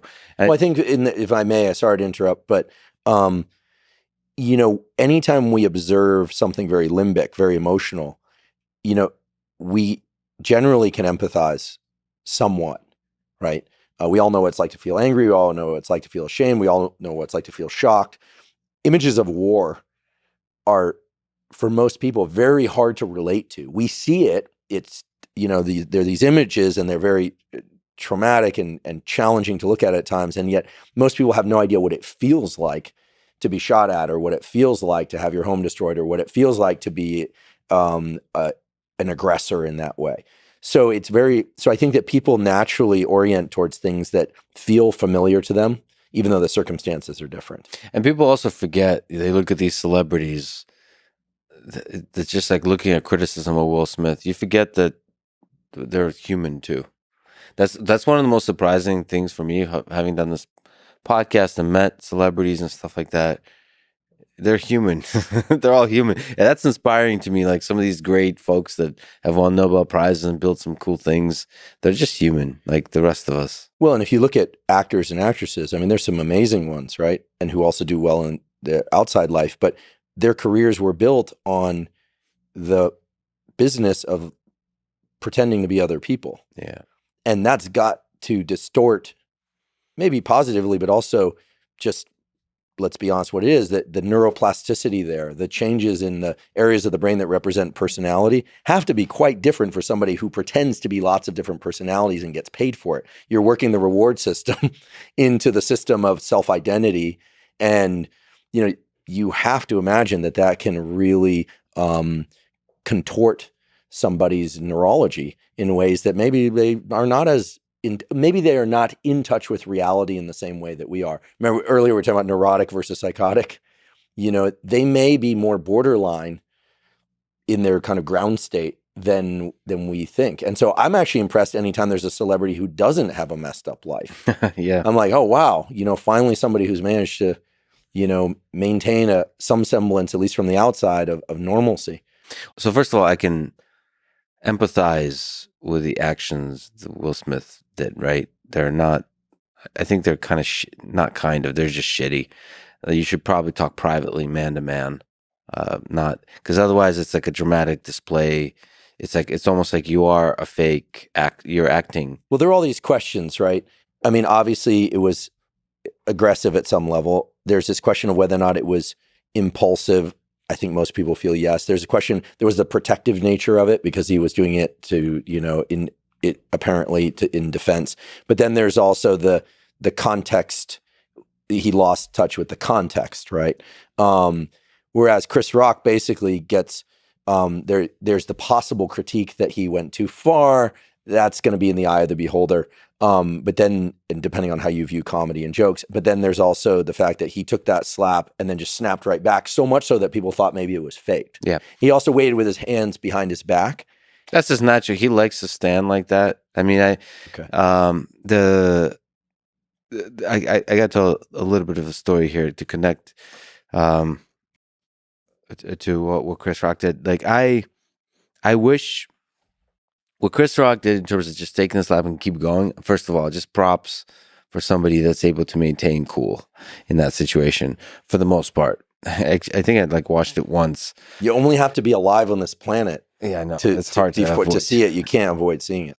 I wish at that afterwards, he would sort of say something loving and kind to Will Smith and his wife, and then hit him real hard. Lean into the joke. See, but I think in hockey, they call it taking a number.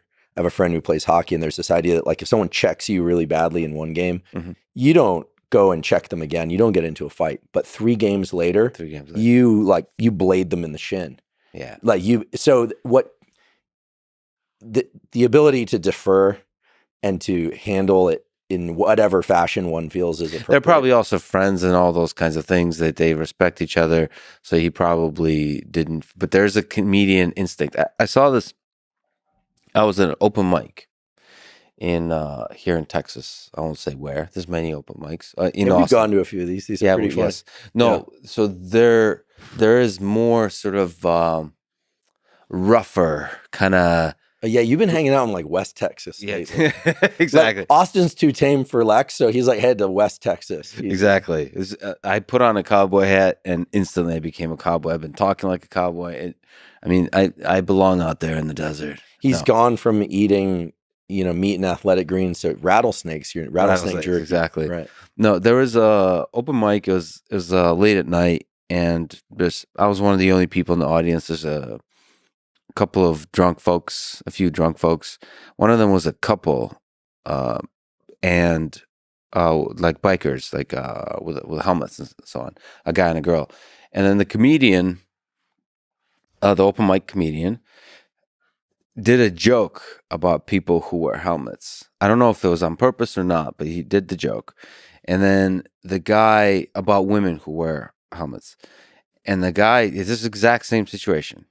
The guy stood up, walked up to him. There was no slap. It's so interesting because this happened before the Will Smith thing.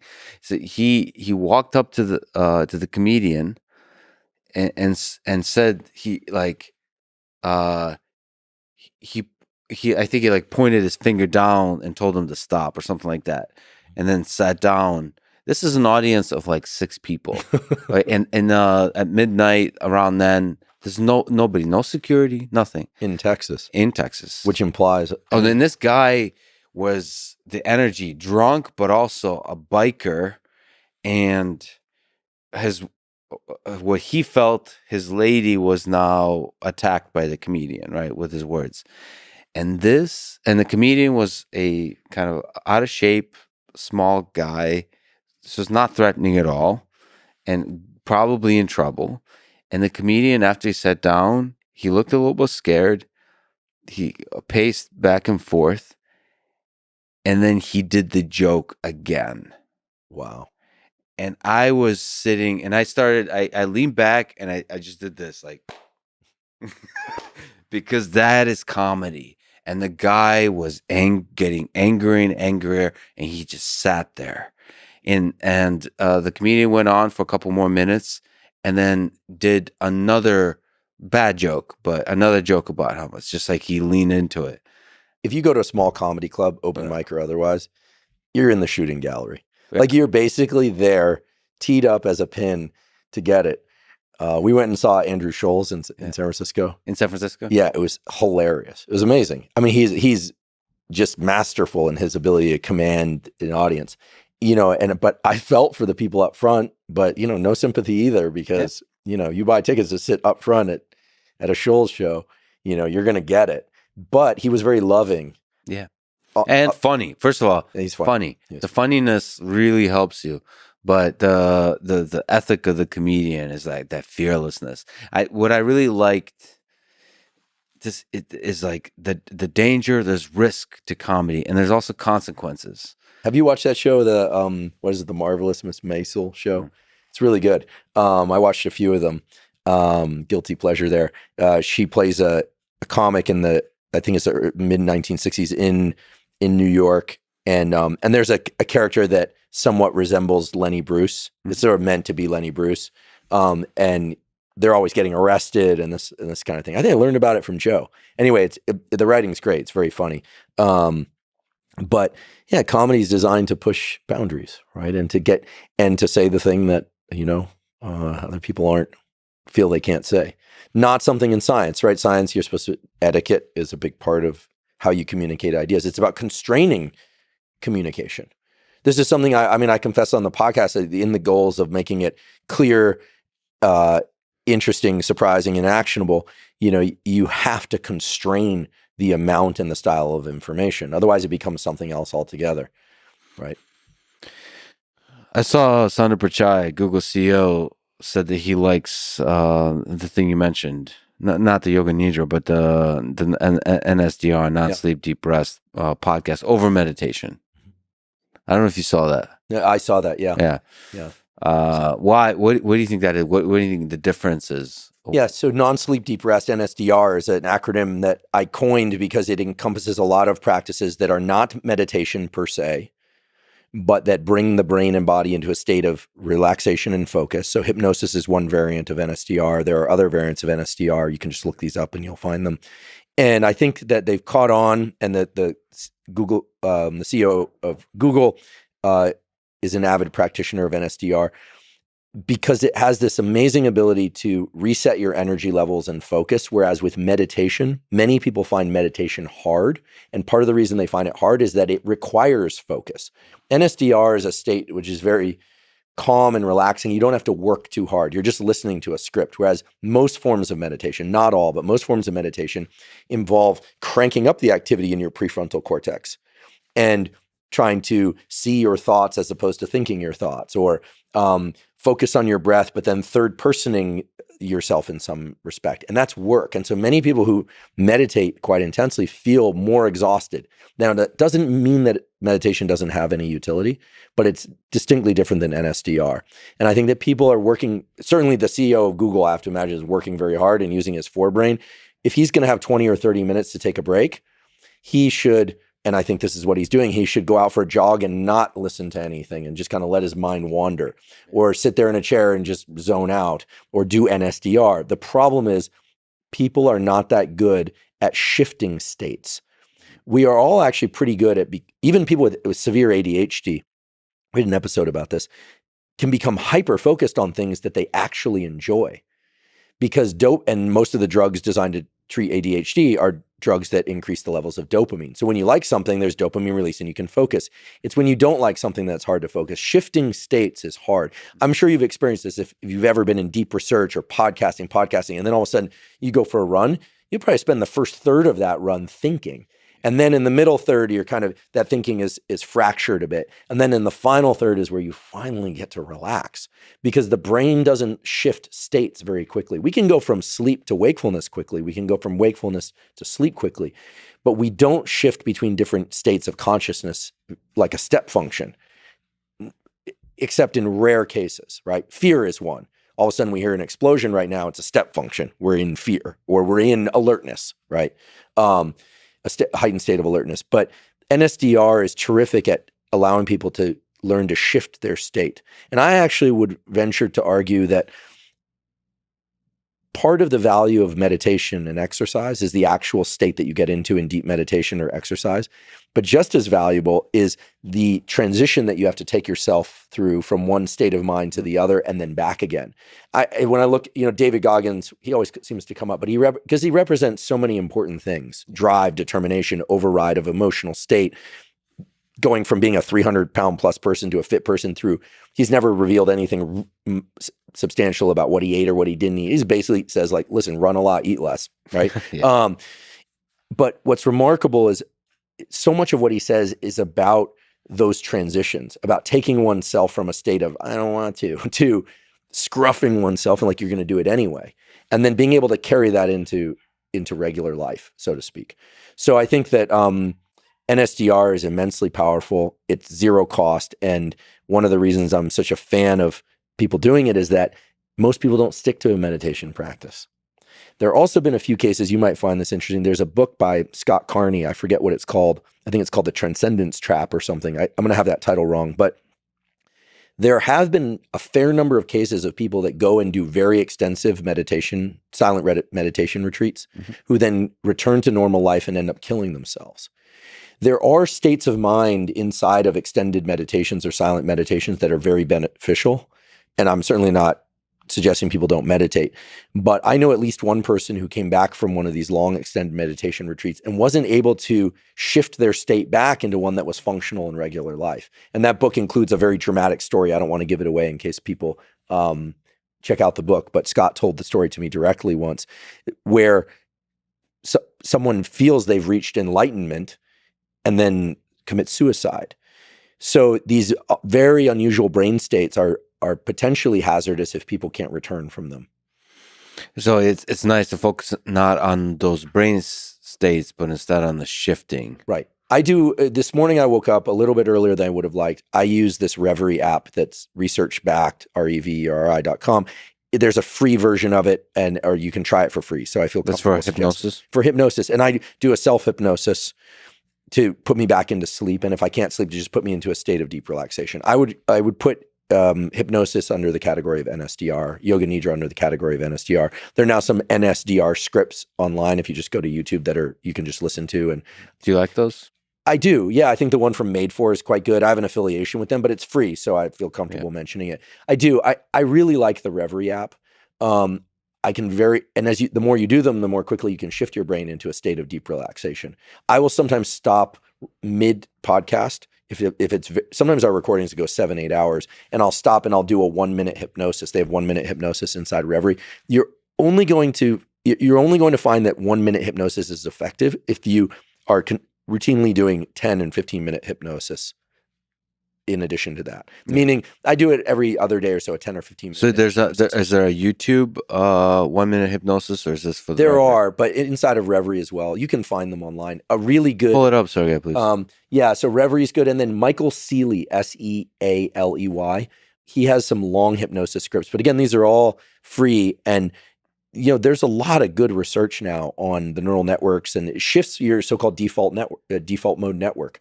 It shifts how much of your forebrain you're using. And it also is very, very good at, I get so many questions about, hey, I'm really upset. I found out about my girlfriend's sexual past, or hey, I'm so upset. I found out that my boyfriend was cheating, or oh, so-and-so died. How do I get over these emotions? How do I deal with them?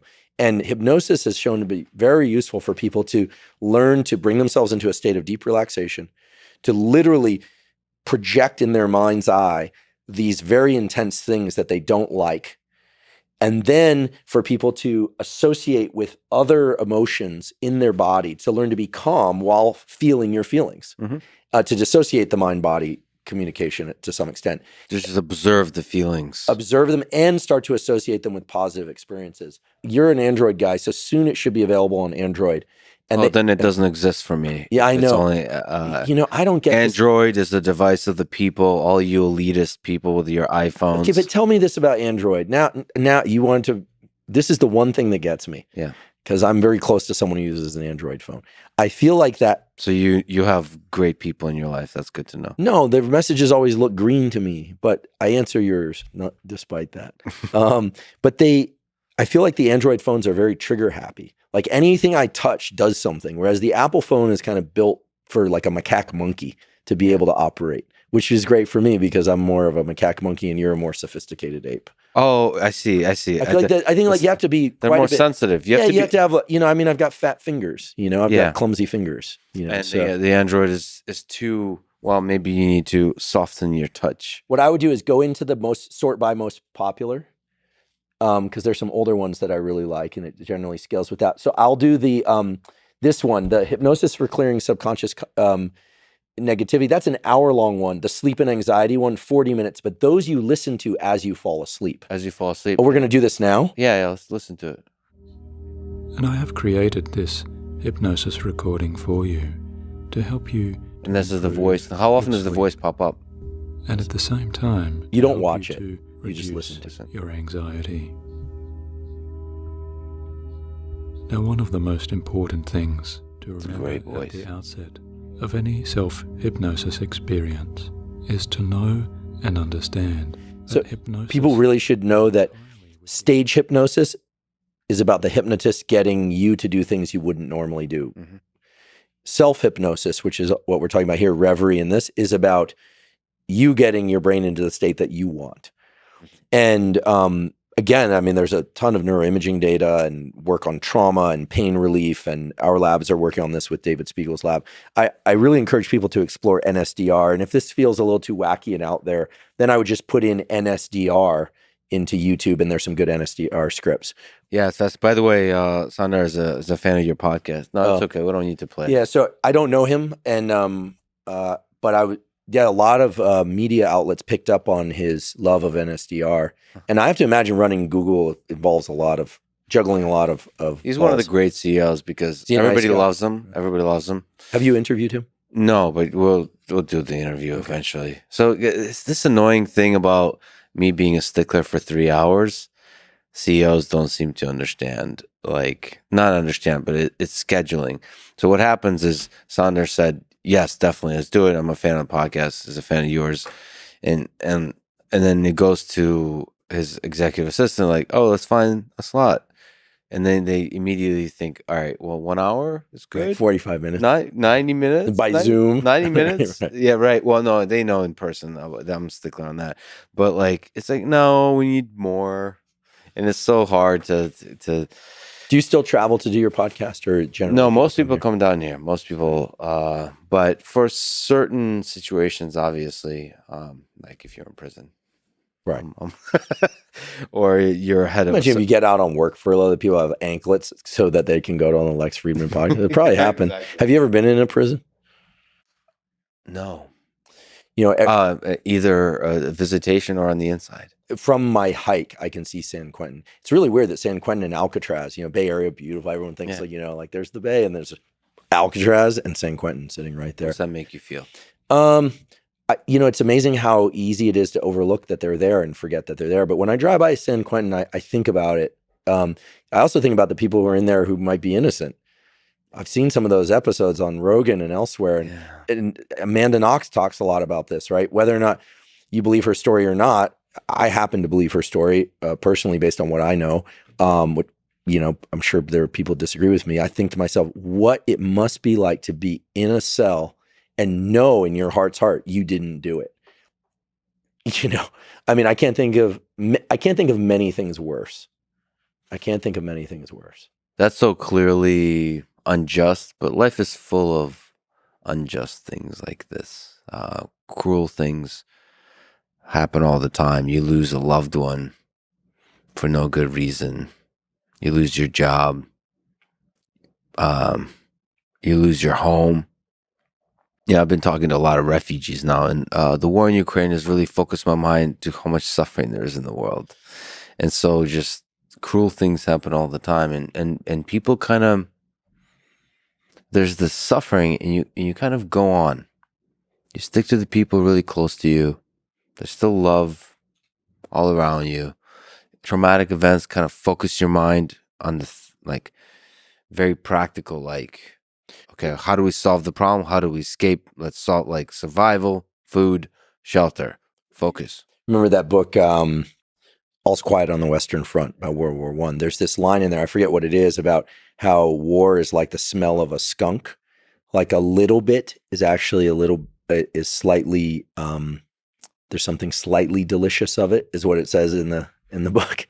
I happen to like the smell of ferrets and skunks and things. I had a pet ferret when I was a kid, and I like that musky scent. Most people just, it's repulsive to them. It's actually a gene, believe it or not. Some people have the gene that makes the musky scent repulsive. Some people love it.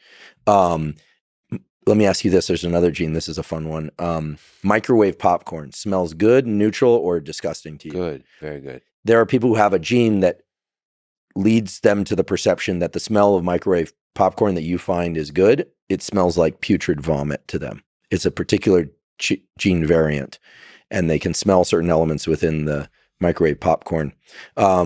It's prominent in France, this gene.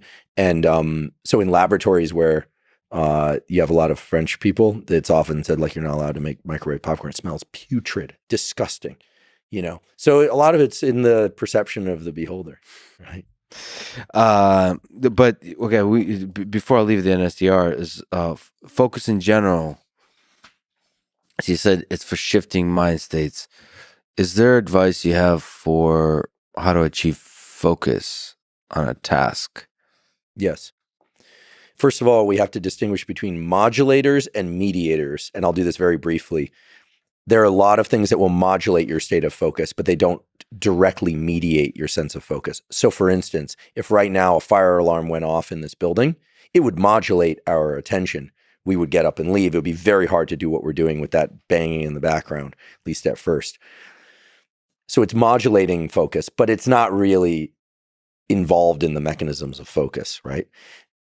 In the same way, being well rested when you sleep, your autonomic nervous system that adjusts states of alertness and focus and calm works better than when you're sleep deprived. So if you're sleeping better, you're going to focus better. So I always answer this way to a question like this, because the best thing that anyone can do for their mental health, physical health, and performance in athletic or cognitive endeavors or creative endeavors is to make sure that you're getting enough quality sleep enough of the time for you. And that's going to differ. We could talk about what that means. Now, in terms of things that mediate focus, without getting into the description of mechanisms, because we have podcasts about that, it's very clear that mental focus follows visual focus, provided that you're a sighted person. Much of the training that's being done now in China to teach kids to focus better literally has them stare at a target, blinking every so often, but really training themselves to breathe calmly and maintain a tight visual aperture. When you read, you have to maintain a tight visual aperture. You're literally scrolling like a highlighter in your mind's eye, right? It's kind of obvious once you hear it. So for people that have problems focusing, sleep well, learn to dilate and contract your visual field consciously. This can be done if you practice it a little bit. And then, as I said before, it is very hard to get into a state of focus like a step function immediately, like snapping your fingers. What you can do is you can pick any object, but ideally an object at roughly the same distance, placed at roughly the same distance to which you're going to do that work, and stare at it. You're allowed to blink. And as your mind starts to drift every once in a while, to understand that's normal, but try and narrow your visual aperture and bring that into your visual field so that that's the most prominent thing, kind of like portrait mode in your phone. This would look very different in portrait mode than it would in just a standard photograph mode. And then after doing that for 30 to 60 seconds, moving into the work that you're about to do, and really encourage yourself to do that. If you're somebody who's low vision or no vision, you're going to use your ears to do this. Braille readers have trouble focusing sometimes because they feel other stuff and they hear other stuff. So you learn to adjust that aperture consciously. And then, of course, there are the pharmacologic tools. Just enough caffeine, but not too much, right?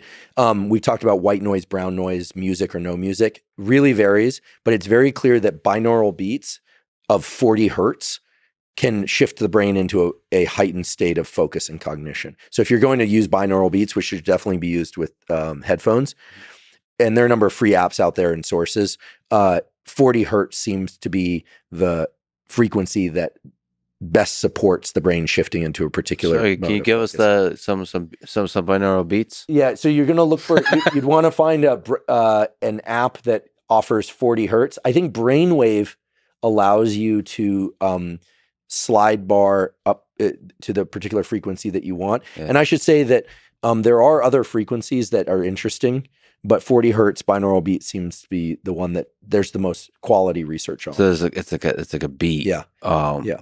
But you're saying there's a lot of mixed science on the white noise and brown noise. You really should be doing this with headphones, because binaural beats are best accomplished by feeding two different frequencies to the two ears. Yeah. And then you have what's called this brainstem area that reads out what are called interaural time differences, and then it extracts the delta, essentially. Turn it up.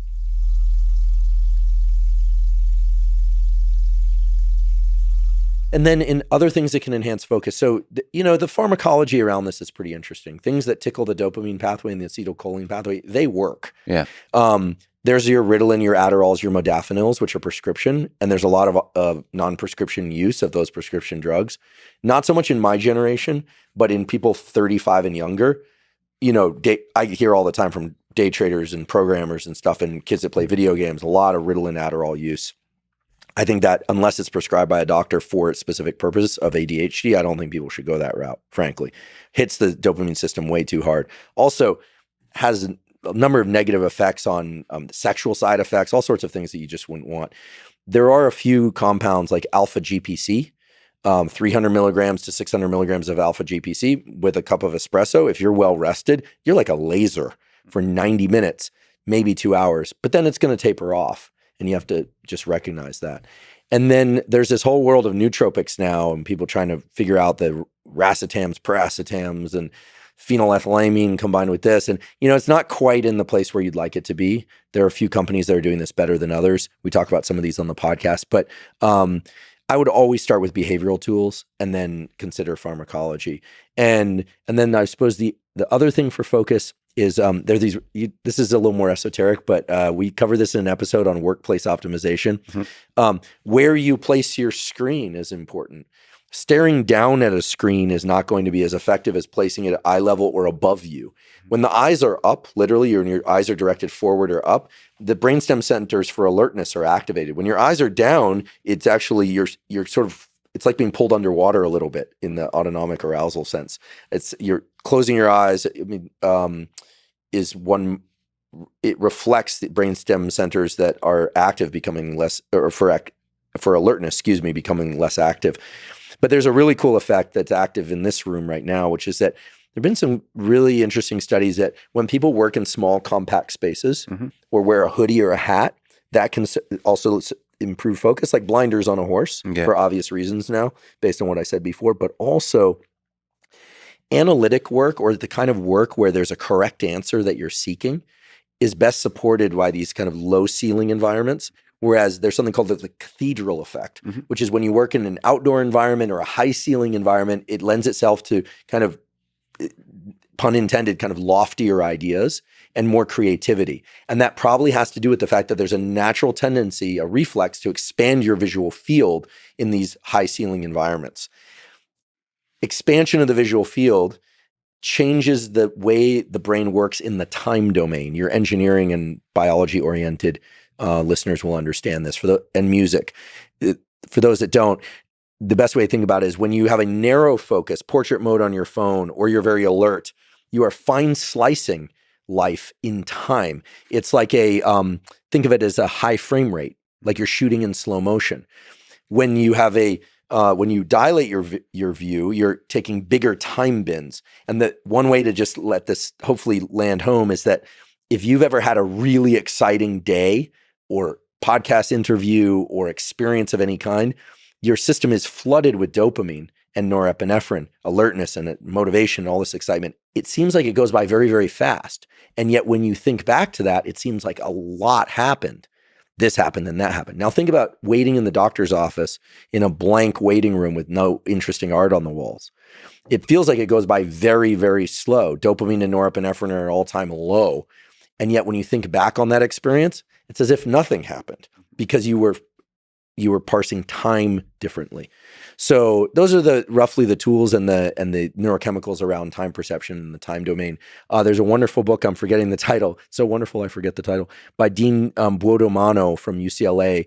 I think it's called The Brain is a Time Machine, that talks about this expansion and contraction of the time domain and what you can do to leverage it for work and creativity, focus, and so on. Yeah, it's fascinating that I think one way to define focus for me is to the experience, the feeling of focus is losing track of time, is getting to a place where you're no longer operating in time. Well, and you mentioned being, kind of cramming for something. Well, you'll release a lot of adrenaline, and it is true you can get a lot done under pressure because of the way that you're slicing time. You don't actually have more time.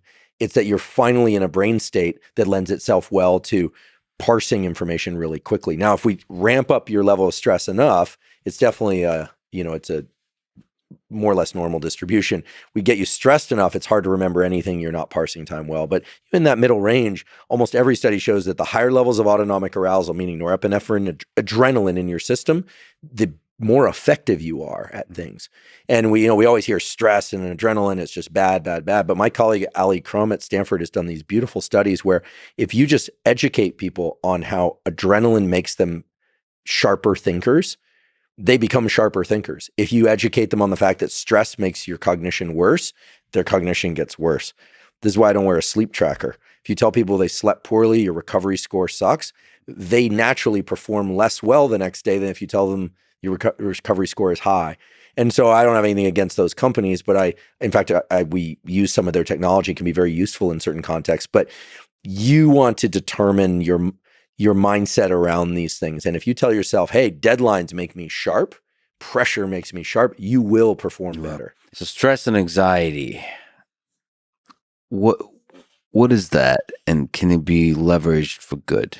Absolutely. Stress and anxiety. Look, whether or not you get into a cold ice bath or a hot sauna so hot you want to get out, or you get hit square in the face with something over text that you really didn't want to hear or see, it's adrenaline. It's just adrenaline. And so your subjective readout of that and what it means is really important. And you can just channel that. Well, you can. If you agree with the following statement, which I do, and many people do because the data support it, which is Ali Crum's statement, not mine, which is she directs the mind-body lab at Stanford. She's brilliant, by the way, brilliant, Harvard-trained, Yale-trained, trained licensed clinical psychologist, also tenured professor at Stanford. She's a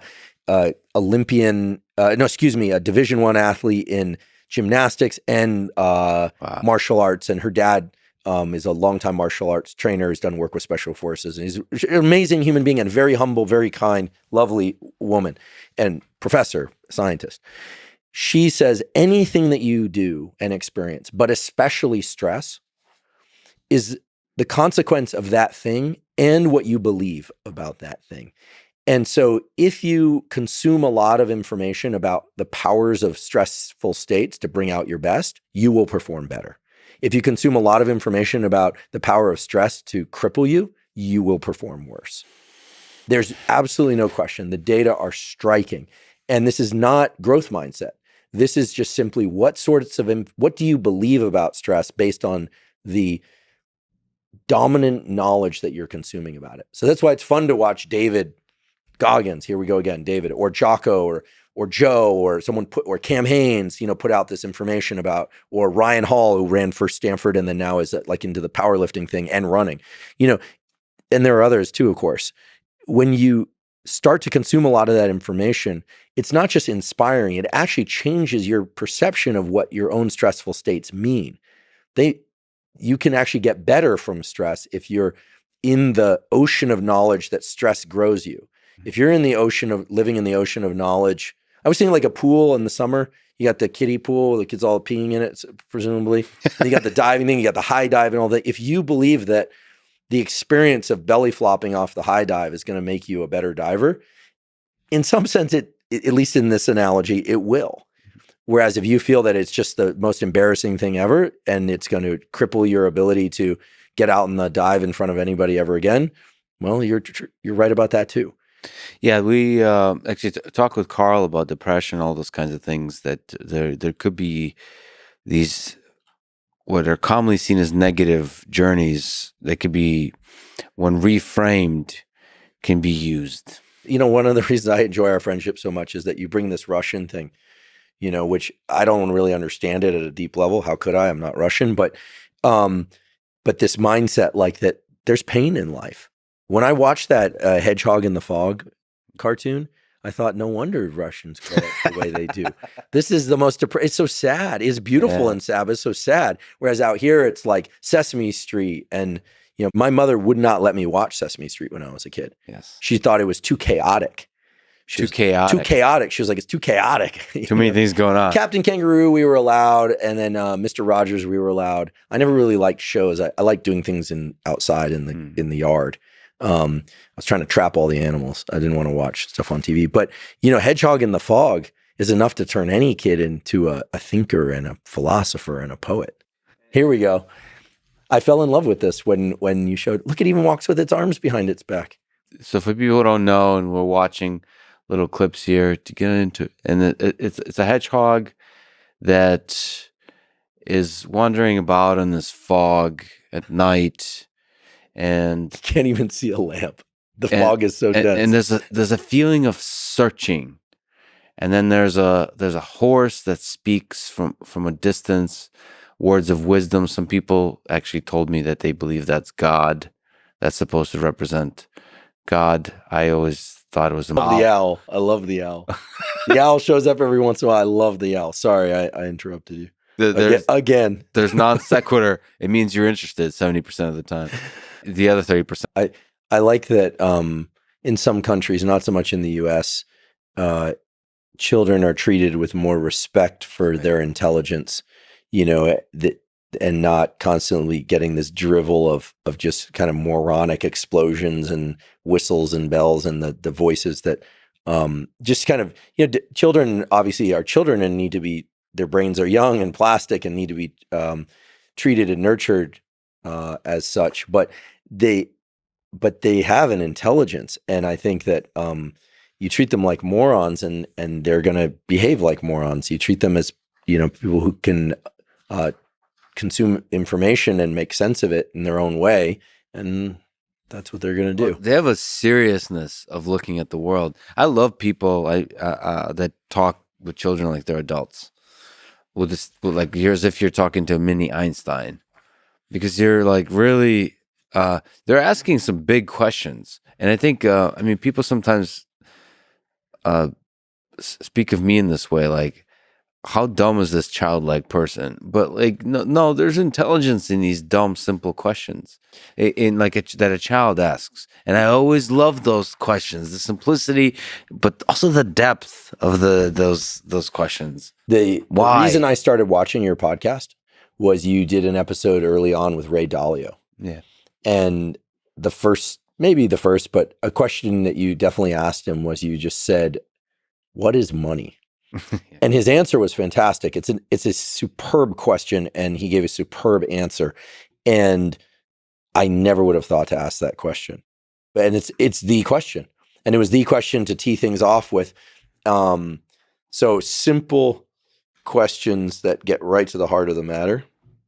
And kids aren't often putting the same cultural filters, and they're not, kids generally aren't concerned about getting canceled either. Right. So they'll ask the question that no one else is willing to ask. And they're not concerned about how dumb the question sounds. I find the most fascinating questions are just really, really simple. And it is a bit embarrassing to ask those simple questions of what is anything. You're asking them for all of us, so please ask them. I think that question, what is money, is crucial. And I think the simple questions are obviously the most interesting. I got to ask you about, you had awesome podcasts. I mean, I can ask you questions about basically all your podcasts. People should definitely listen to the Huberman Lab, but with Andy Gap in the conversation, you talked about strength and muscle building, all that kind of stuff. He's an encyclopedia. Yeah.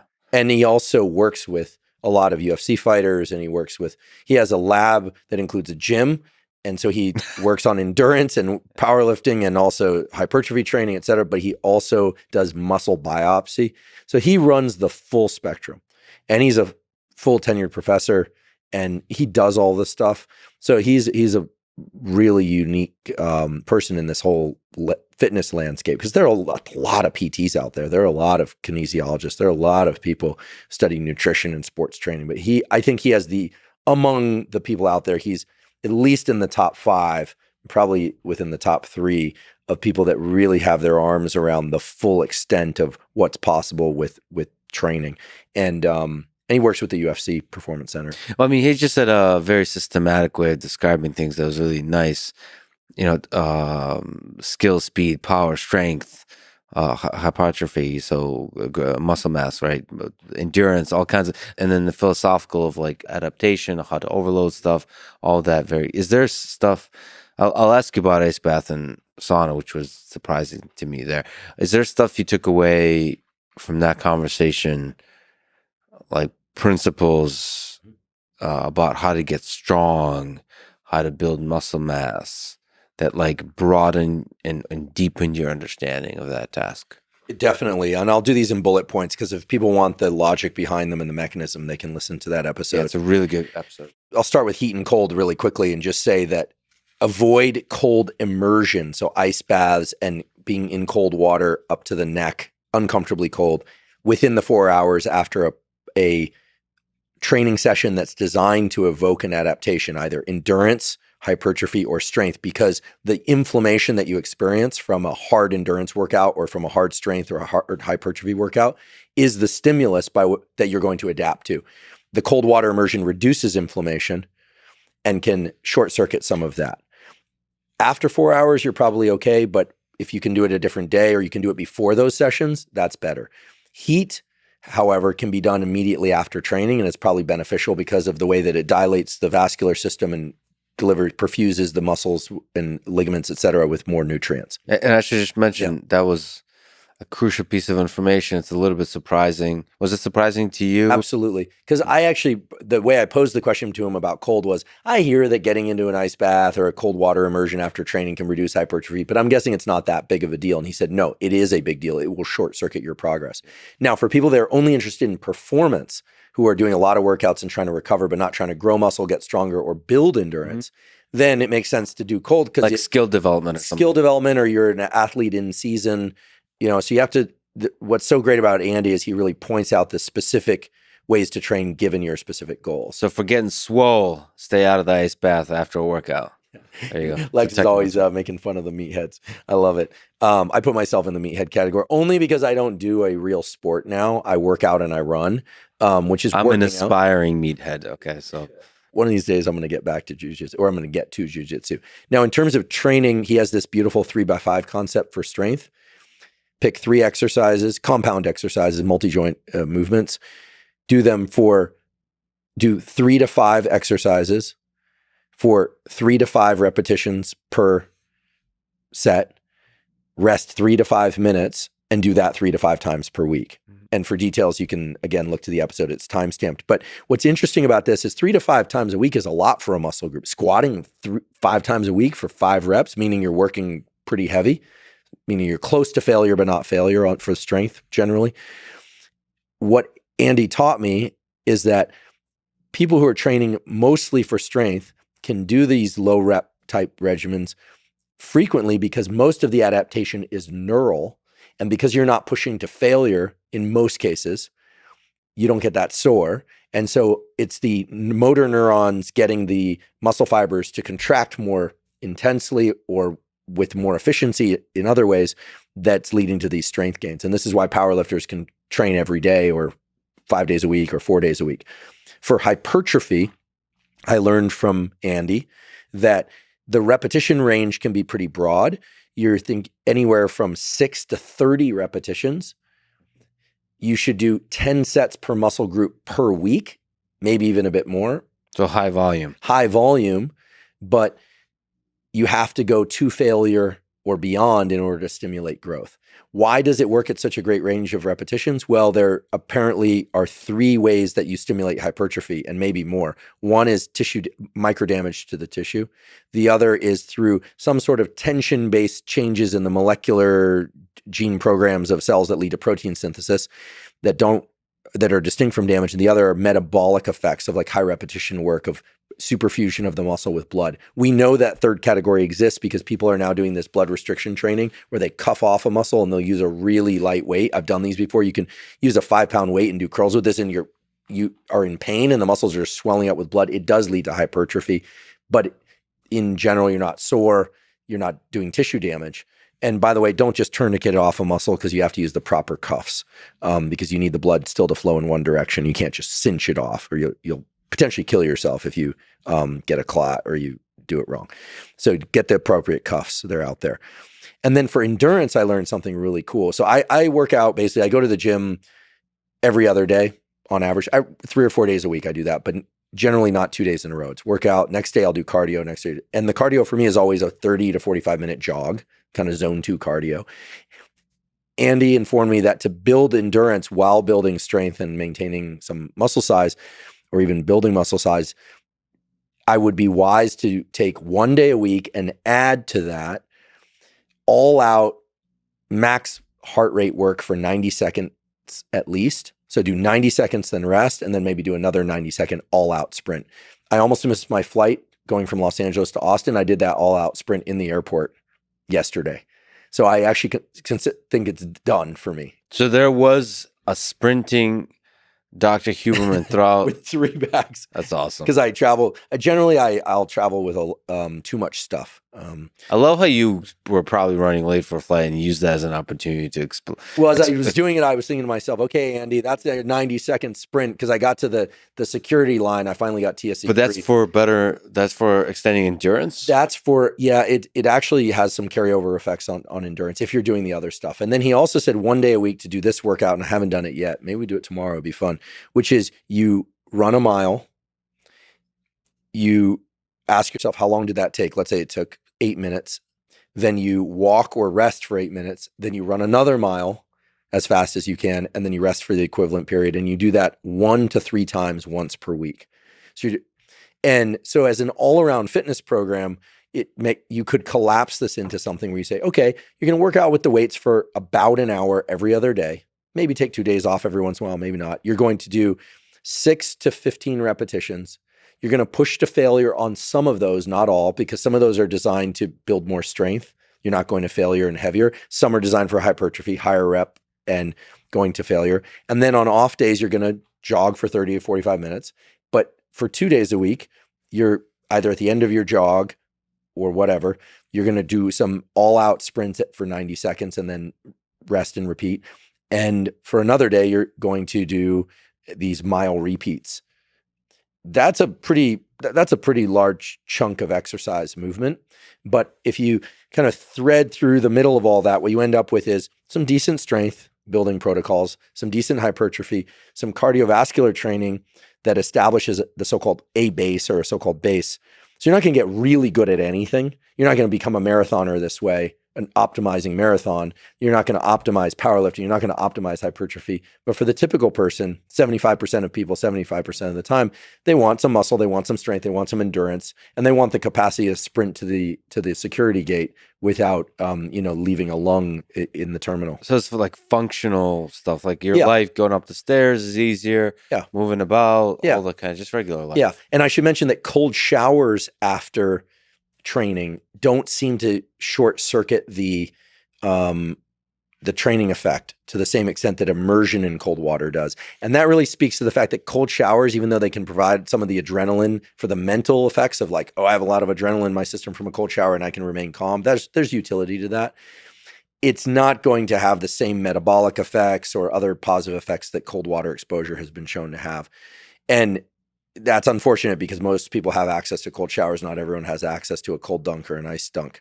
But here in Austin, you have this place, and no, they don't pay me to say this, but I always like going to this place whenever I'm in town, this place, Kuya, and they've got a sauna and a couple ice baths, and they even have those salt tanks that you can float on the surface. They have ice baths there? They have cold water immersion. It's pretty cold. Still haven't done an ice bath. Really? I need to. Yeah, I need to. You're Russian. You'll probably get in and you won't even know. What is this? What's the big deal here? Exactly. Or people pay for this. I did a post, right, of you as a baby. Yeah. It's I had to go deep to get that photo of Lex in a bassinet in the snow. Yeah. Because in Russia, they actually did this for a long time. They thought that and indeed it does build the immune system to expose babies to the cold. I still don't know where you got that photo. And you were able to find exactly the right. It was great. It's great. You research. Didn't have a tie on, but you had all the look and seriousness that you do now. So it's clearly nature nurture. Clearly you were born with that. What about sauna? He does say that it's good to do heat. So there are 3 ways you can do sauna that I can just toss out as like brief things. If you want to get a really big growth hormone release for sake of metabolism, fat loss, you're training really, really hard in jiu-jitsu and you want to recover, you don't want a sauna too often, because the study that identified this massive 16-fold increase in growth hormone, they had people do this. It's crazy. They got into, temperatures are 80 to 100 degrees centigrade. So that's 176 degrees Fahrenheit to 212 degrees Fahrenheit for 5 to 30 minutes is the typical ranges that people work in these research studies. For maximum growth hormone release, don't do sauna more than once a week, but get into the sauna for 30 minutes, as hot as you can safely tolerate. So probably for you, that'll be 210 because I suspect you'll be on the high end of things.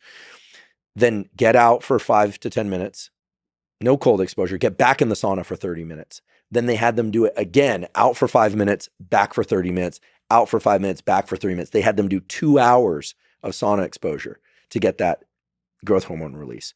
Now, for the reduction in likelihood of dying of a cardiovascular event, stroke or otherwise, the more often you do sauna, the better. So if you look at all-cause mortality or death due to cardiovascular events, and you look at sauna use frequency using the same parameters, 80 to 100 degrees centigrade, 1 to 7 times per week, basically the more often you get into the sauna for 30 minutes across the week, so 30 minutes a day is better than 4 times a week. 4 times a week is better than 2 times a week, and 2 times a week is better than 1. And the reductions in mortality are really impressive.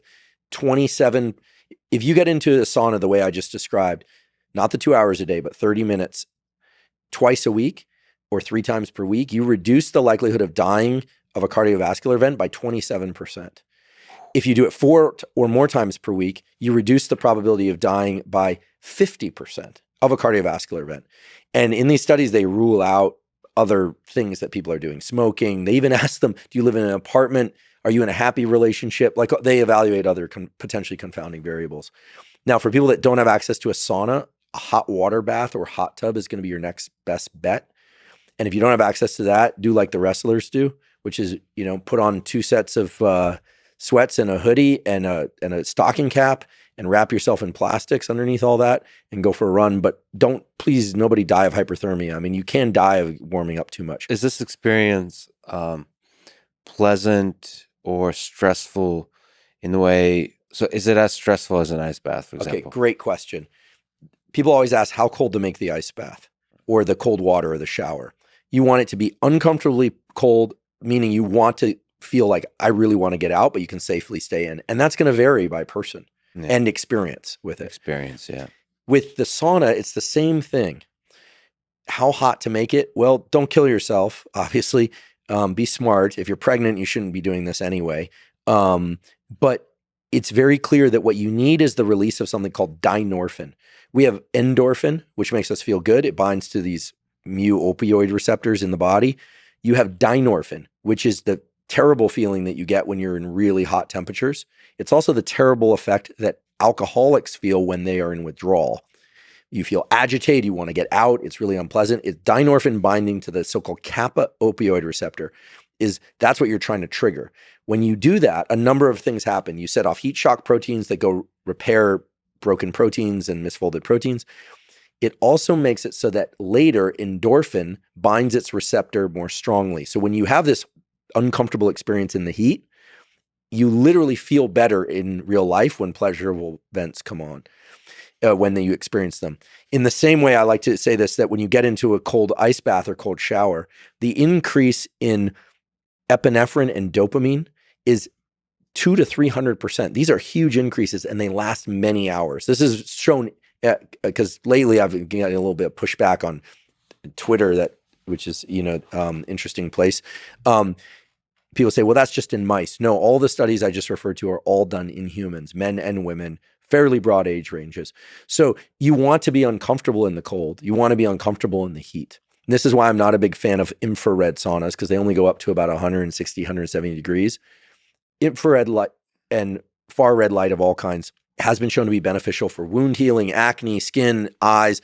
There are even guys now putting on their testicles because it can increase testosterone and sperm production. Yeah, hormone release.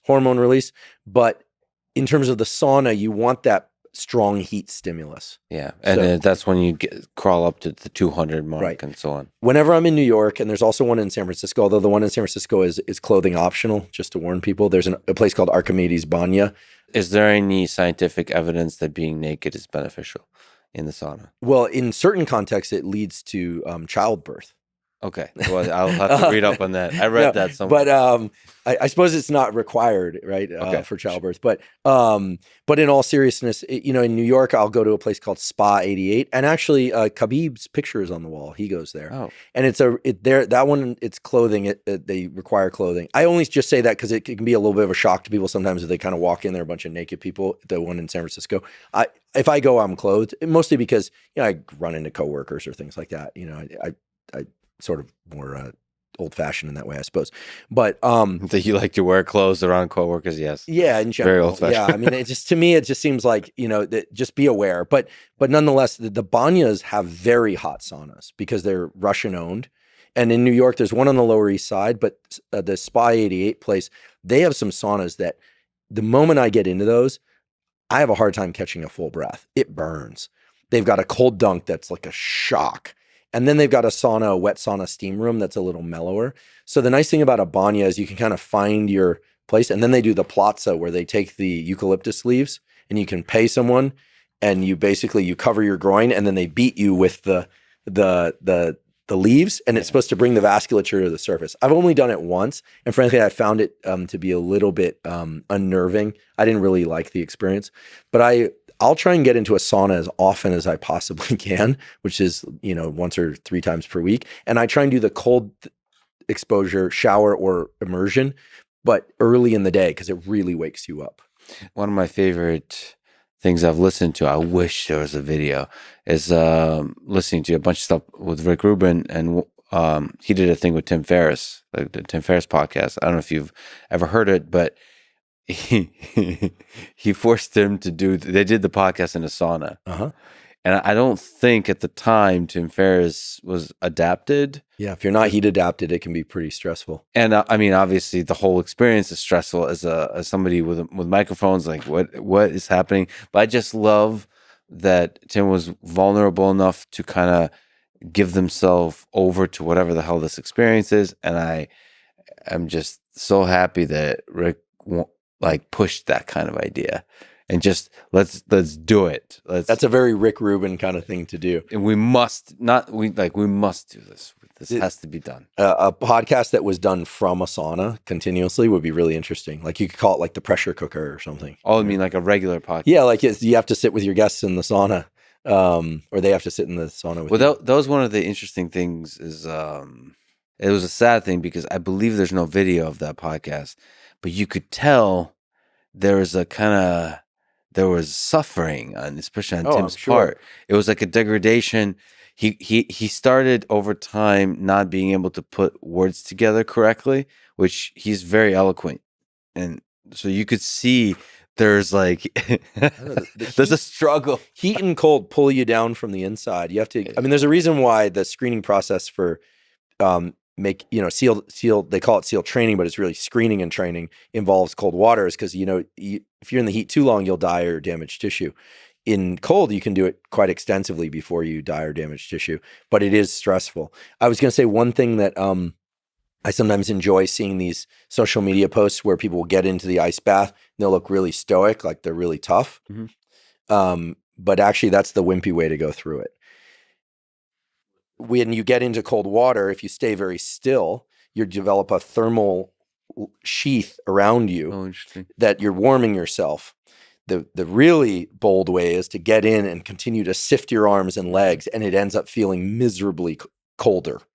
And then there's no sheath because you're breaking up that thermal layer. And then when you get out, you'll notice a lot of people huddle, or they'll grab the towel. In general, that's me. I'll get into the sauna.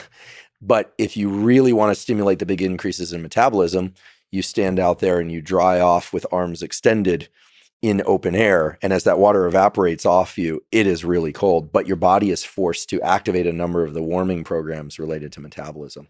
This is the beautiful work of a woman named Susanna Soberg, who's Scandinavian. She published this paper last year in Cell Reports Medicine. And so I call this the Soberg principle, which is if you're doing ice and heat for whatever reason, doesn't matter if you end on heat or cold, but if you're using cold specifically to stimulate an increase in metabolism, end with cold. That's the Soberg principle.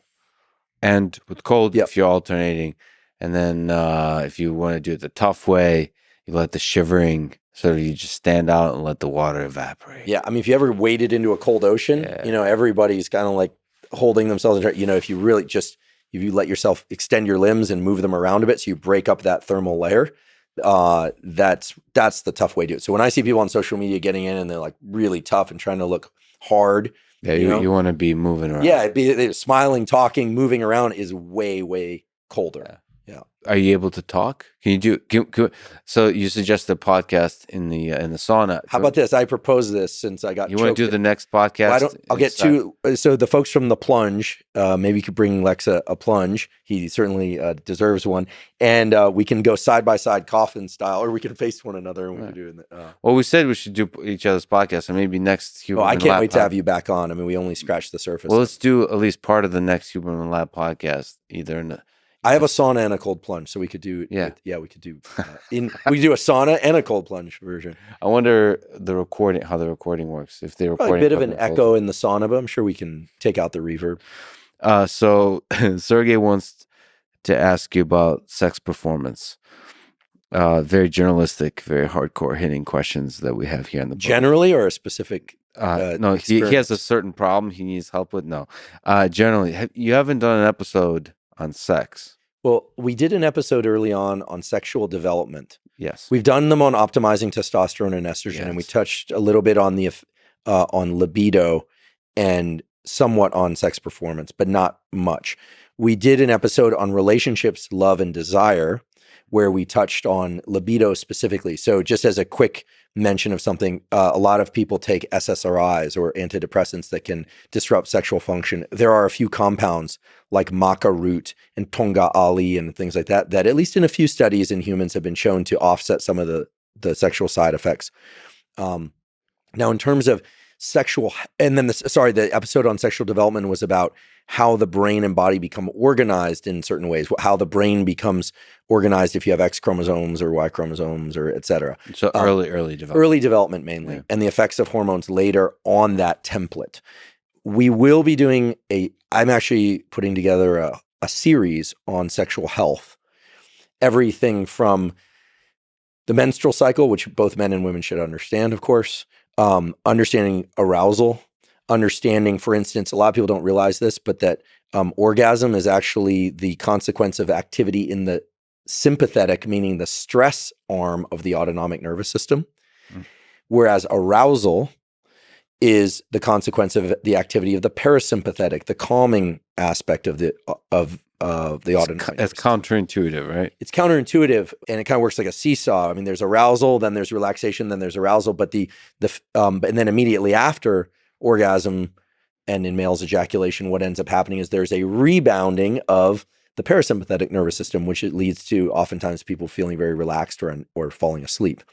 So I'm going to do a short series on sexual health that will include stuff about sexual performance, but also I'm working on getting an expert guest who can talk about some of the neurologic changes that happen as a consequence of sexual activity. And we did an episode with a guy from UT Austin here, David Buss, who's an evolutionary psychologist, talking about, we went pretty deep into some of the typical and unusual dynamics of mating relation, whether or not people have kids or not and what impacts that. But we're going to do an episode on menopause, andropause. What's very surprising is I get a lot of questions about sexual health from the young male audience, which tells me that, well, here's what I think it reflects. I think that women, because of their menstrual cycles, early on start to talk to one another about changes in physiology and psychology as a function of this 28-day cycle that they all experience sooner or later. Males, there's less of a conversation, and it usually arrives in code. People will say, hey, what should I take to increase my testosterone? No. And I'll say, well, maybe nothing. What are you specifically concerned about? And then over time, if you pull on those threads a little bit, you get your answer. Sometimes I'll just get a direct question. But I think that the psychology of all this, and in terms of jealousy and the terms of notions of roles in relationships, is very dynamic right now. And I'm fascinated by this. So we're going to do a 4-episode series. What about sexual fantasy? To get Freudian for a second, what role does sexual fantasy have in the human condition? There's a book called The Erotic Imagination. It's a very psychoanalytic book written by a psychoanalyst that talks about here's the uncomfortable reality. Freud was at least right about one thing, which is that the brain circuitry that you used to develop attachments to your caregivers, mother and father or other caregivers, do not disappear when you hit puberty. They are repurposed for romantic and sexual relations. And so this is why the whole notion of anxious attached and secure attached, stems from childhood attachment patterns, but it carries over to romantic relationships. So that the relationship with your mother and father has and probably other close people to you in your young age has a secondary, tertiary, some kind of ripple effect on how your sexuality developed, like what fantasies you might have, all that. Oh, without question. And of course, early experiences too, and traumatic or positive or neutral. The thing that's really important to remember though, in this transfer of circuitry from one role to another is that, and it's certainly consistent with psychoanalysis, that gender is interchangeable. Sex is interchangeable. So for instance, let's say you had a wonderful relationship. Let's take a hypothetical person. Okay. I'm truly not referring to myself. Let's take a young woman who has a wonderful relationship to her father and a just absolutely terrible abusive relationship to her mother, just for sake of example. Mm-hmm. She then goes into adulthood and she is drawn to very abusive men. Not always, but let's just use in this example. And the dynamic is exactly the same as the dynamic she had with her mother. that's actually a common occurrence. Even though in this context, she's heterosexual, she's romantically attracted to men, what is seen over and over again is that the dynamic with one parent can be transferred onto a romantic dynamic, but it doesn't have to be, that if it was with the mother, then it only has to do with relationships to women. So gender is interchangeable because these circuitries are pre-sexual. They're laid down in our brain before the brain has any concept of sexual interactions. It's pre-pubertal, And so there are a lot of interesting examples and data to support this. The book Attached is a pretty interesting book by two psychologists. One, I think, is at Columbia University, that talks about how childhood dynamics carry over to adult romantic attachment. So as you can tell, I get pretty alert in response to these questions. I get a lot of them relate in this domain. They have a lot of impact on people, and they're wondering about, they want to learn. And no one knows what other people are doing or what's normal. We kind of know deviancy. We know perversion. We know the extremes. Yeah. We know the rules. Hopefully people know the rules. But, there are a lot of people in the academic community, in particular at certain East Coast schools, not to be named, that are in open relationships. This is more common now.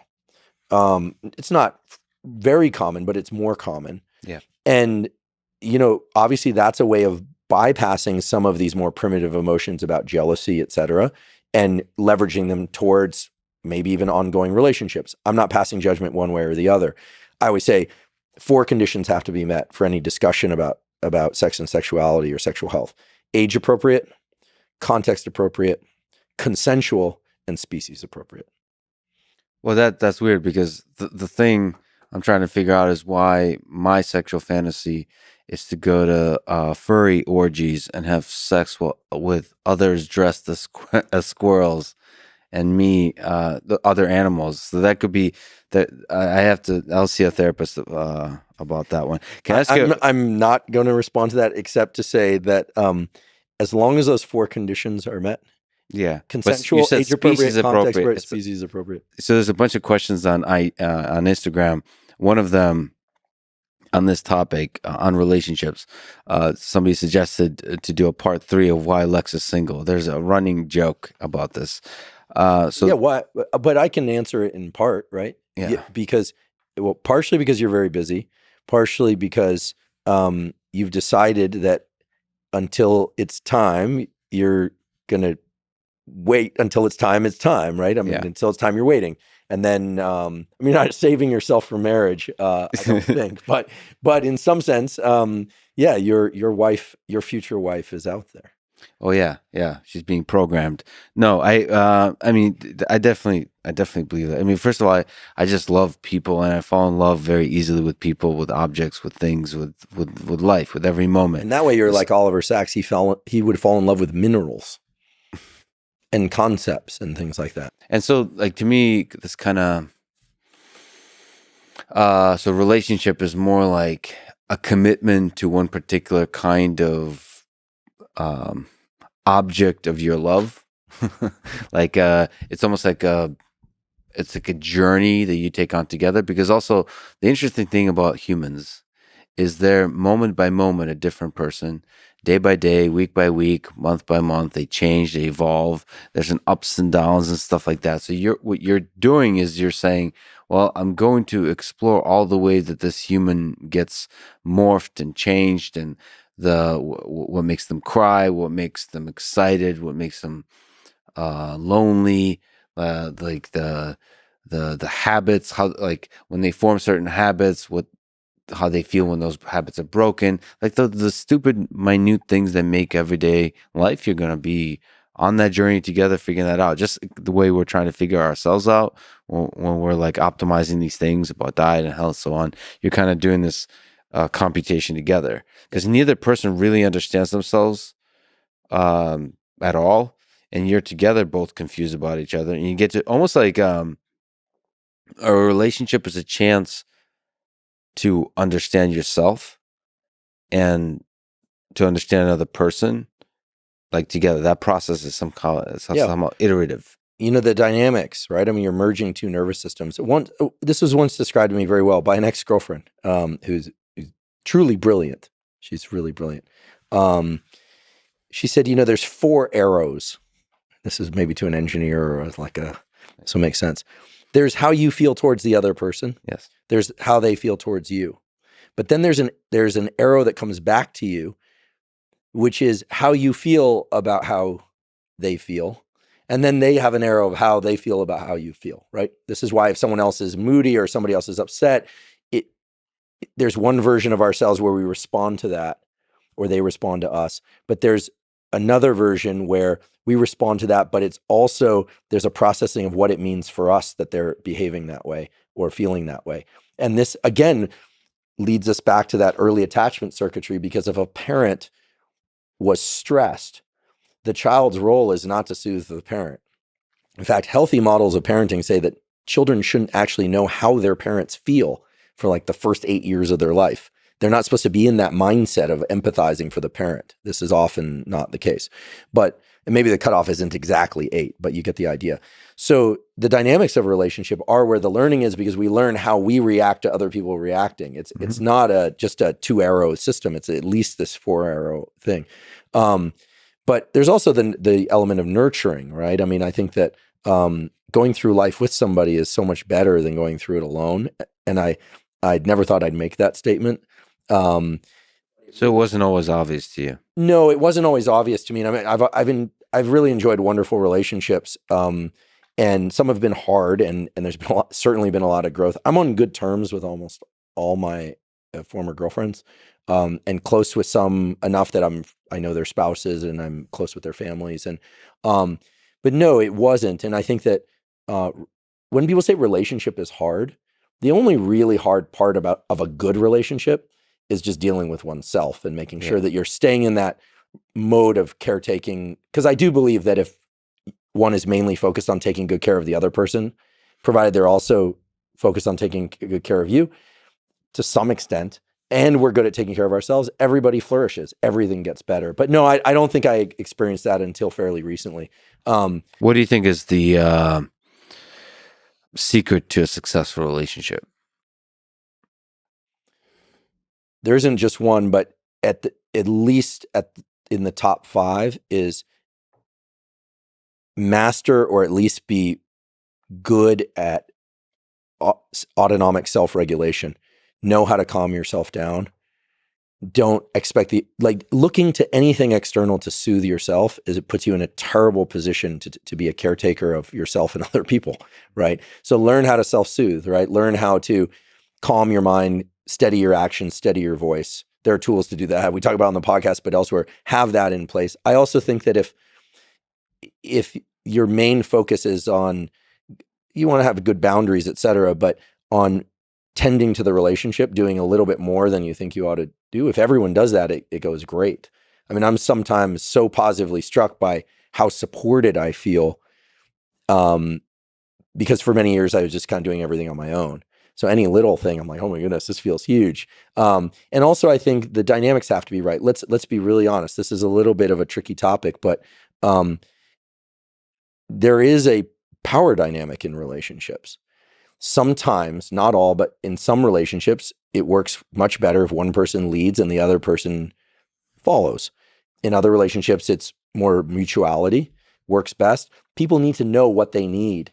And so knowing what you need and what you crave is really important. And then once you do that, you can create the relationship you want. I've seen that over and over again. And people are different. But I think that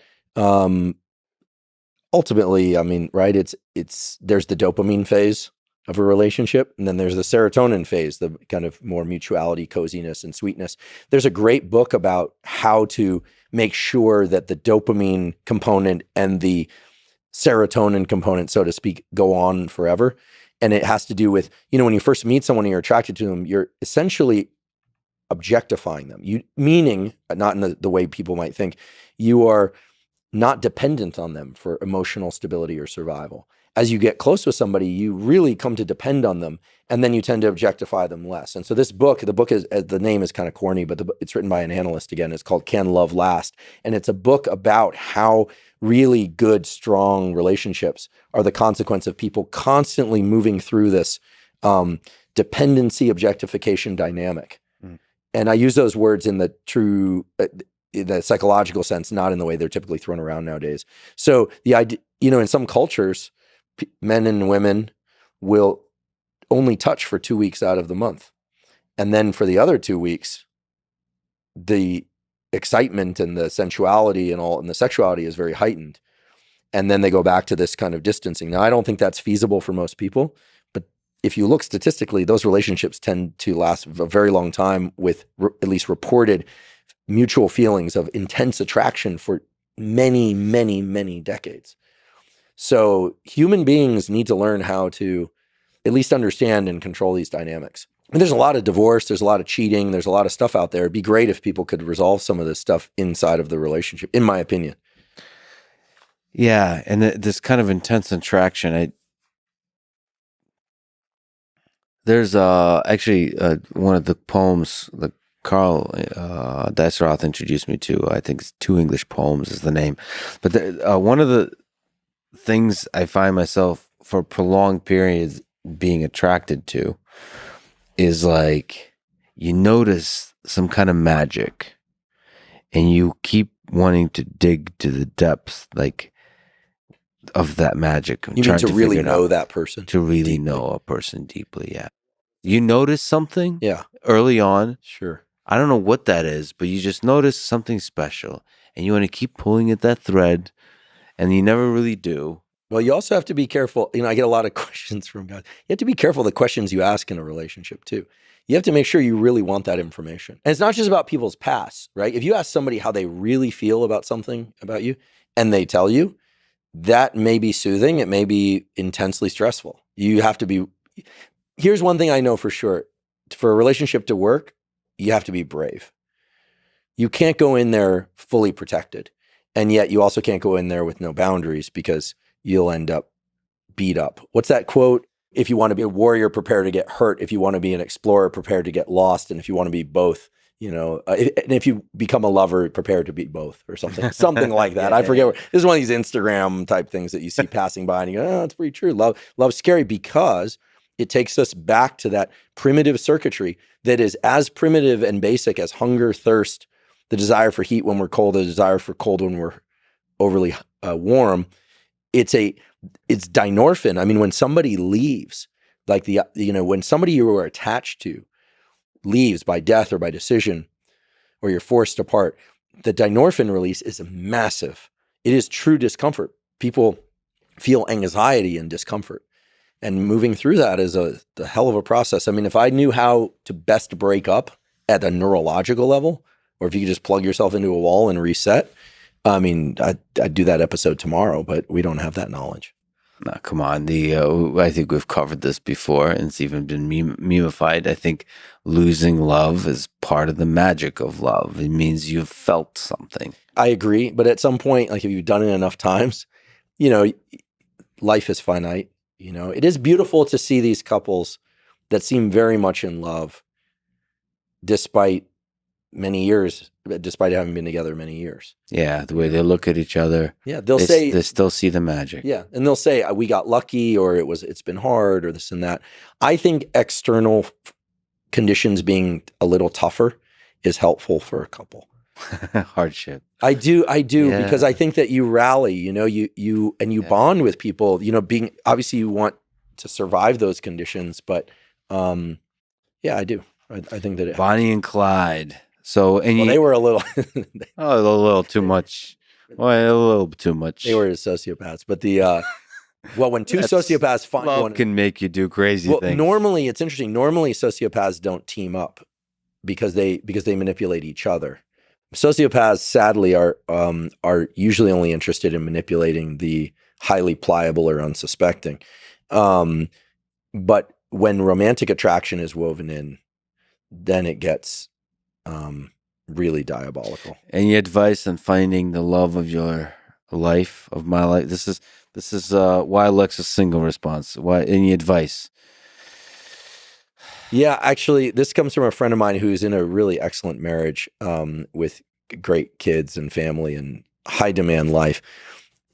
It's a decision. Like at some point, you just prioritize it as, okay, I'm going to make this happen one way or another. and you don't force the discovery of that person. But I mean, I've occasionally said, hey, I think you should meet this person or that person. And well, it wasn't, maybe my judgment might have been off, but the timing wasn't right or something. But I think that, yeah, it's a decision.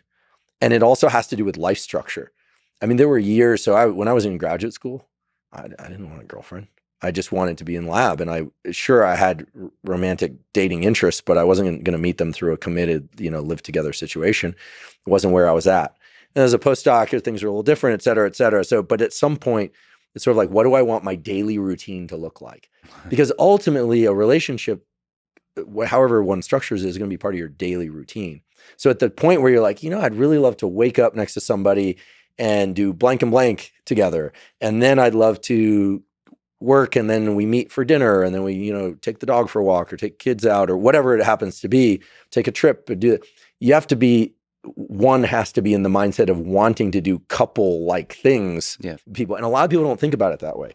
They either fall into something, or they don't see the benefits of coupling up. I think that the pandemic tuned people's awareness to the fact that some things are indeed easier on your own. It depends on finances, et cetera, et cetera. But a lot of things are made better done with other people. 100%. But I was very deliberately, it's an interesting way to put it. Like, what do you want your day to look like? I think what do you want your day to look like? What do you want your life to be? I was very deliberately always, first of all, happy to be alone, like a conscious thinking. I know a lot of friends who are just unable to be alone. I'm able to be alone, but I'm much happier with another person. Like, I'm able to share joy with other humans. I look forward to the day that our kids are rolling jujitsu and my kids are, hanging out with your kids. And if that notion sounds even remotely interesting, and fun, then it's sort of like you kind of backpedal from that and you go, well, what has to happen? How do you get how do you, it's very reverse strategic. engineer and think from first principles about love? Andrew, thank you for being my friend. Thank you for being an amazing human being who's so inspiring to so many people, for constantly, I told this to Carl, like, one of the things that was really refreshing about you is that you, when I tell you an idea, when I tell you a thought, when I tell you something, you don't shut it down as a first step. I was saying that's common in the scientific community. That's common in people around you. You're seeing what's the goal there. You get excited together, and that's how you can really have a great friendship and a great stuff together. So I'm deeply grateful for that, and just for connecting so many interesting people together. You're doing an amazing job, man. And thank you for existing. Thank you for being you. Thank you for talking today. And next time I'll see you in the sauna and ice bath. Well, I want to say several things. First of all, thank you for having me on again. It's an honor and a pleasure. And I don't say that formally. I really, truly mean it. The Huberman Lab podcast, as I always say, only exists because you gave me the suggestion, and I'm so grateful that you did. So thank you. And for doing what you do. Like, you are brave, and you were first man in, and you're just continue to do it. Just whatever, as my postdoc advisor used to say, whatever you're doing, just keep going. And then in terms of our friendship, I mean, I think, and if you don't, I'm going to just keep telling you anyway, by text and in person, you're an amazing friend. There's deep trust. There's immense respect. And I love you, brother. I love you too, man. We did it. Thanks for listening to this conversation with Andrew Huberman. To support this podcast, please check out our sponsors in the description. And now, let me leave you with some words from Ralph Waldo Emerson. It is one of the blessings of old friends that you can afford to be stupid with them. I look forward to doing just that in the many years to come of friendship and fun conversations with Andrew. Thank you for listening, and hope to see you next time.